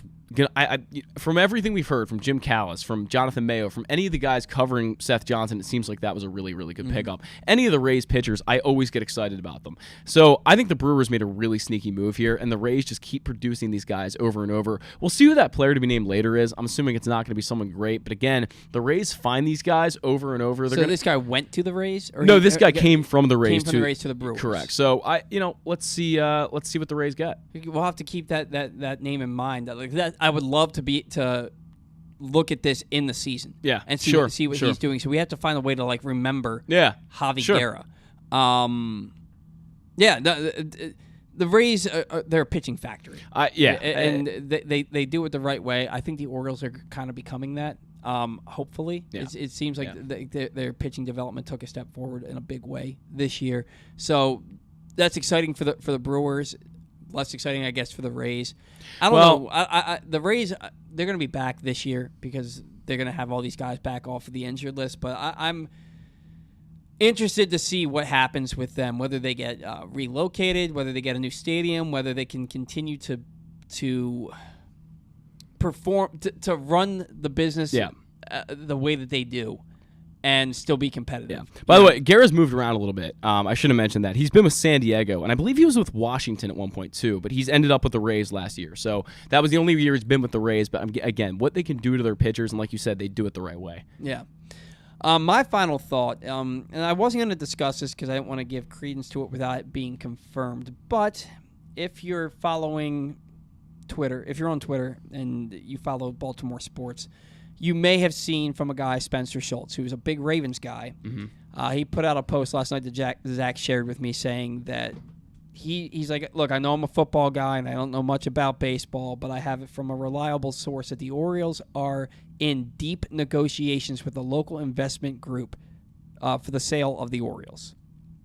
And so the Angeloses are in deep negotiations. Somebody else chimed in. They said, I heard it from a similar source who's very reliable, and they're surprised that this isn't public knowledge. By the way, Ryan Ripken said on Twitter yesterday that he can't confirm or deny, so take that for what you will. Right. And they said that while this move, it's expected the payroll will go up because of this move, that they don't expect any marquee free agent signings this offseason. And I found it interesting that Ryan Ripken said on the show today that he doesn't expect any marquee free agent signings. And we all know that Major League Baseball has approached Cal Ripken about being part of an ownership group with the Orioles. Now, maybe if it's a local investment group, it could be – I think there's a good chance that Cal's involved in that. My final thought, though, isn't about that. but it's about. I think that I had a point. I had an original final thought, and I lost it. I lost it as we went through the show, and it had something to do with the sale of the team and not signing the marquee free agents. I think a sale of the team is only going to end up being good for the franchise itself. People have talked about how they think, are they going to move the team? Are they going to move? They're not going to move the team. Mm-hmm. Major League Baseball is not going to let them move the team. And if Cal's part of an investment group that's going to be buying the franchise, Cal's not going to be part of an investment group that's going to move the team. And even if they wanted to move it, like I said, Major League Baseball will not let them. It's not worth our time really talking about it, to be honest. Right. I mean, it's because it's a topic that really doesn't have any credibility and hasn't for a while. Right. So it's one of those, but people are going to be scared. Oh, sure. Yeah. People are going to be scared about it. But look, if the Orioles don't go out and get a marquee free agent this offseason, and the marquee free agents are in places really where the Orioles don't necessarily have a need. Yeah. But I will always say you want to get a guy who's established above a guy who's a prospect who you think is going to be really good, like at shortstop, for example, or if you were able to sign Aaron Judge. I do think if they're going to spend money, that they would be willing to spend money on a pitcher. Mm-hmm. But I also wouldn't rule out maybe them trading for a hitter. Yeah, certainly could. I don't know who that hitter could be. I do think they're going to trade for some pitching, but I do like the idea of Cody Bellinger. I don't hate the idea. If there's any team that can turn him around, it's Baltimore. Right. The thing with it is he's got a big, long, looping swing. Yeah. And they broke down his swing. And I think because of the shoulder issue, he changed his bat path. He did. You know, and I think that he's trying to refine things. But I think I also read an article where they said because he and Christian Yelich had a dramatic drop-off at the same time. Right. And they said that if either of the two are going to bounce back and regain that form, it's going to be Cody Bellinger. Yeah. Because Yelich, it's because of chronic back issues with him, and he's never going to get rid of that. So I think Bellinger would be worth taking a flyer on for the Orioles. And it's crazy to say that the 2017 Rookie of the Year and 2019 NL MVP be taking a flyer on him. But, man, I really wish I remembered my original final thought. Next show. We'll get it next show. Because it was a good one, and I can't remember. But we're already at 12:36, so we got to get out of here. I want to thank everybody for tuning in. Today's show has also been brought to you by UMBC Basketball, which is back at Chesapeake Employers Insurance Arena. And tickets are available now at UMBCRetrievers.com. Don't miss any of the great early season matchups as the men take on local rivals Coppin State on November 30th and Morgan State on December 10th, while the women square off with American on December 18th. Experience the excitement of game day at the peak by getting your tickets right now to come see the Retrievers at Chesapeake Employers Insurance Arena. Lock yours in at UMBCRetrievers.com. Also a hell of a concert venue. I've seen Shine down there twice. It's awesome. And your favorite band, wasn't it Limp Bizkit played there, right? Wasn't that it? I saw Limp Bizkit there. Your favorite band?